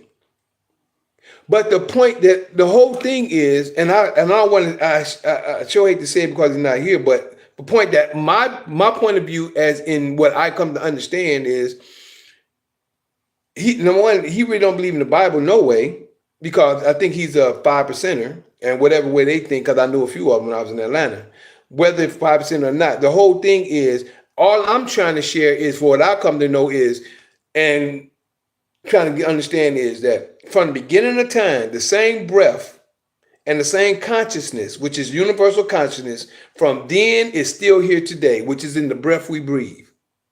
And in the breath we breathe, the Creator is going to give us, or the chosen that he chose, to give the knowledge to understand the things that's given. No different than the same people he gave the knowledge to distort this book. This is what I'm trying to get people to understand. The same knowledge to distort the New Testament and whatever that is distorted compared to the knowledge that is in here. Both of them is here. No matter how people want to look at it, they're here. Because if it's not, I wouldn't know what I know. I wouldn't come to understand what I come to understand. I wouldn't come to understand the information that's connected to that with history. See what I'm saying? So the knowledge is here. It all depends on what you decide to apply to yourself, or what you just decide to do with what you get. Now, I'm not going to just throw it away because, oh yeah, this and that, because we got this and that. And then if you notice, he was saying, well, why don't you have this? Why ain't we going down? This is what I'm at. This is my level. I came from the world through Christianity, which I really never believed in first because I really wasn't a Christian. But I came through that mindset through my spiritual awakening. Say again, Cass? Oh. Through my spiritual awakening to learning the information in this same book from Genesis to Revelation, studying the same information, which seemed to be right, until I kept growing to know what I come to know now from the Spirit, according to what's in there, according to history, and according to what's going on today. See, that's what I shared earlier as well. We all are still growing and evolving. And as we grow and evolve, we're going to see things differently. That's why I talked about levels. There's levels to this information. There's levels to this life. There's levels that people don't even know. But just because you want to denounce something because you don't know or understand, that ain't happening here. Because if you want to denounce it, don't try to make everybody else look at it at a different point on the platform that I'm sharing information on. So I'm not sharing nothing to convince anybody or to brainwash anybody, but I'm showing them something and I'm trying to build a repertoire so they can see it for themselves. When someone try to break it down, like that conversation, and just in general, I'm not even blaming him or me. I'm just saying just how the conversation went in general. People would be like, well, I don't know. I want to be around. See what I'm saying? That's what I'm getting at. Because people can be in a certain situation, and just how, and like I said, I had the conversation before, and just how the conversation is going, people can be deterred. And like I said, this happens only so often. And like I said, I don't even believe it's him. I believe it's a spirit. But we have to take control of that spirit when time comes. Now, I can't let no one come on. Nobody ain't coming in my house and dogging me in my house. I'm going to leave it like that. You ain't coming in my house and going to try to dog me in my house when I'm trying to keep the peace. And trying to say, okay, bro, okay, well, we doing this? Okay, but then you still forcing because that's why I kept saying, why is this? Why is that? Why is that? Go back and listen to the information. And you'll see what I'm talking about. You'll understand what I'm talking about. It's all recorded. So you can't say that I'm saying anything faulty or whatever. You can see it for yourself. So other than that, I just wanted to share with y'all that I am that Mikael in Daniel chapter 12, verses 1, 2, 3. Yeah, that's me. Showing the holy people who they're really supposed to be. Waking them out of their dead beds, which is really in their heads. For all of you who living in the new, this is for you. I'm the same Mikael in Revelations 12, battling that red dragon where Satan dwell, who deceiveth the whole world but prevaileth not, because the horn is blown without a doubt. This was prophesied for you to see that Mikael is really me. I thank y'all for your time, your patience, your listening ear, your seeing eye. We get ready to end it like this. And we're going to go to Numbers, number 6. There we go, right here. Going to end it. This is a beautiful Shabbat we had. And it's still beautiful. The whole day was beautiful. Everything happens for a purpose and everything happens for a reason. You know, and as we see and understand the reasons, we grow. This is Numbers chapter 7, the benediction. This is the priestly benediction. And here we go. This is the priestly benediction. This is Numbers chapter 6, verse 22 through 27. And it states, And Yah spake unto Moses, saying, Speak unto Aaron and unto his sons, saying, On this wise ye shall bless the children of Israel, saying unto them, Yah bless thee and keep thee, and Yah make his face shine upon thee, and be gracious unto thee. Yah lift his countenance upon thee, and give thee peace. And they shall put my name, which is the law, upon the children of Israel, and Yah will bless them. Shema Israel, Adonai Eloheinu, Adonai Echad, Baruch Shekevo, Vakuto Violam, Vaed, Hallelujah. Hear, O Israel, Yah our Father is one Father. Blessed be thy glorious kingdom forever and ever. Hallelujah.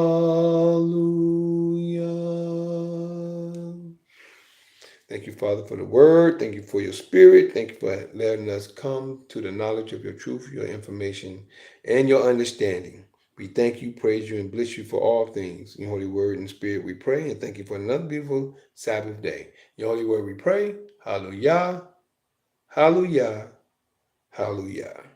And for anybody else that may be on here that wanted to connect with us or like to give me a call or a text, you always call or text me at 770-572-5315. That's 770-572-5315. You can also email me at lkhyym@gmail.com. That's lkhyym@gmail.com. Excuse me, I'm gonna put this information up right now. And if you'd like to get in, look at the platforms. If you like to check out part 1, part 2 of on the different platforms. Part 1 and part 2 is on Facebook, Instagram, and YouTube Live. So YouTube Live, we have Juice Pro 33. You can like, subscribe, and share on YouTube Live. That's Juice Pro 33, JUICE PRO 33, all together on Juice Pro on the live in YouTube. And we also on Instagram at L'chaim_the Juice, which is LKHYYM_THEJUICE. Excuse me. That's LKHYYM_THEJUICE. And we're also, for part 1 and part 2, on Facebook. The Facebook is Mikael space Harris. That's MI_CHAEL space HARRIS. That's MI_CHAEL space HARRIS.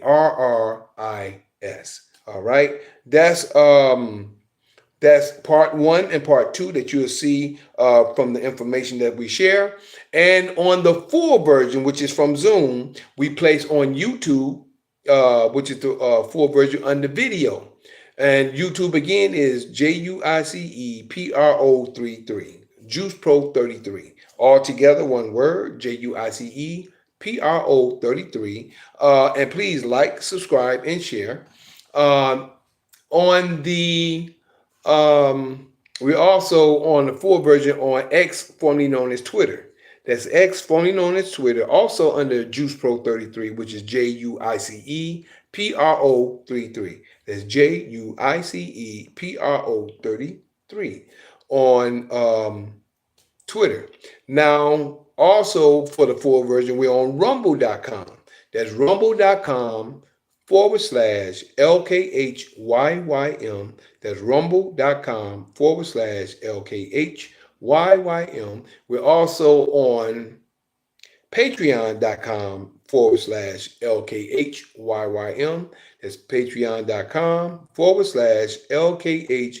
YYM. Those are for the full version. And if you'd like to connect with me on TikTok, my TikTok is the same as Instagram, which is L'chaim _ the juice, which is LKHYYM _ THEJUICE. Again, that's at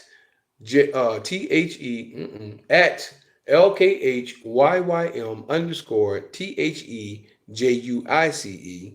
And also the other TikTok is Michael the Juice Harris. That's Michael the Juice Harris, which is MICHAELTHEJUICEHARRIS.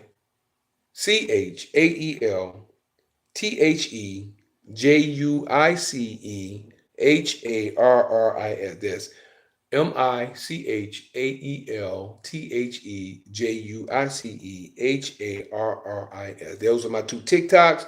And now, if y'all want to get onto the platforms on where we're at, and on Zoom, YouTube, Facebook, and Instagram, we're here we'll start with the first day of the week, or the second night of the week, really. But that night, which is Sunday night at 9 p.m., which is on Fight Fire with Truth. That's Fight Fire with Truth, open conversation. Fight Fire with Truth, which is open conversation on Sundays at 9 p.m. And on Mondays, we're here with Mikael's Knowledge of Truth. That's Mikael Knowledge of Truth. And we're here on all those platforms at 9 p.m. on night after Monday, which is, they call it Monday night. And then the next following night, we're here on Tuesdays. And if you'd like to get in contact with me, please connect with me first before or you have to have someone come in that brings you in on the Introductory to Sovereign Class of Knowledge. That's Introduction to Sovereign Class of Knowledge. This is where we're sharing with information on moving into the private. And we kind of touched on some of that today, rather. But usually I don't talk about that in the public because it's private. So other than that, there's Introduction to Sovereign Class of Knowledge on Tuesdays at 6 p.m. Eastern Time, all of them Eastern Time. And then to be determined on Wednesdays for expansion on knowledge, which is I call Freedom Sovereign Class of Knowledge, which we're going to go into more information on Wednesdays at 6, when that's to be determined. But on the Sabbath, as where we are in this day and time, we start at 12 p.m.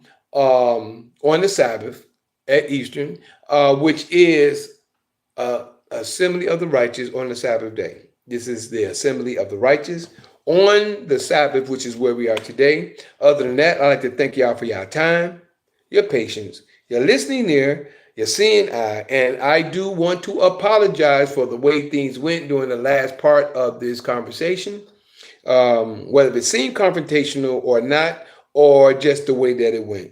You know, I try to keep things like this, but you know how some of us can get. We can get a certain type of way, but we just have to try to keep it calm, peace, and at a level, you know. So other than that, thank y'all for your time, your patience, your listening ear, your seeing eye. And first, we're going to say about the Instagram over here.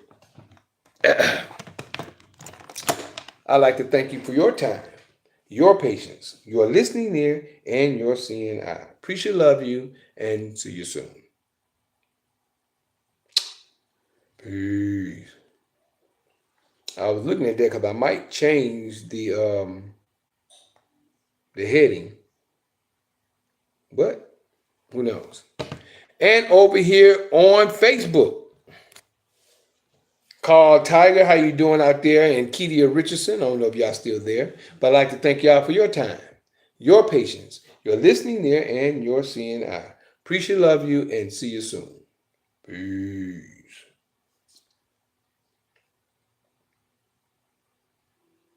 And over here on YouTube Live, the first thing I usually do, which I didn't do, I'm going to pause Zoom. Usually you've been on here long enough. So I'm going to pause you real quick. Recording stopped. All right. There we go. Now, and over here on YouTube Live, I thank you for your time, your patience, your listening ear, and your seeing eye. Appreciate love you. Right here, we at 3 hours and 14 minutes in. So, peace and love.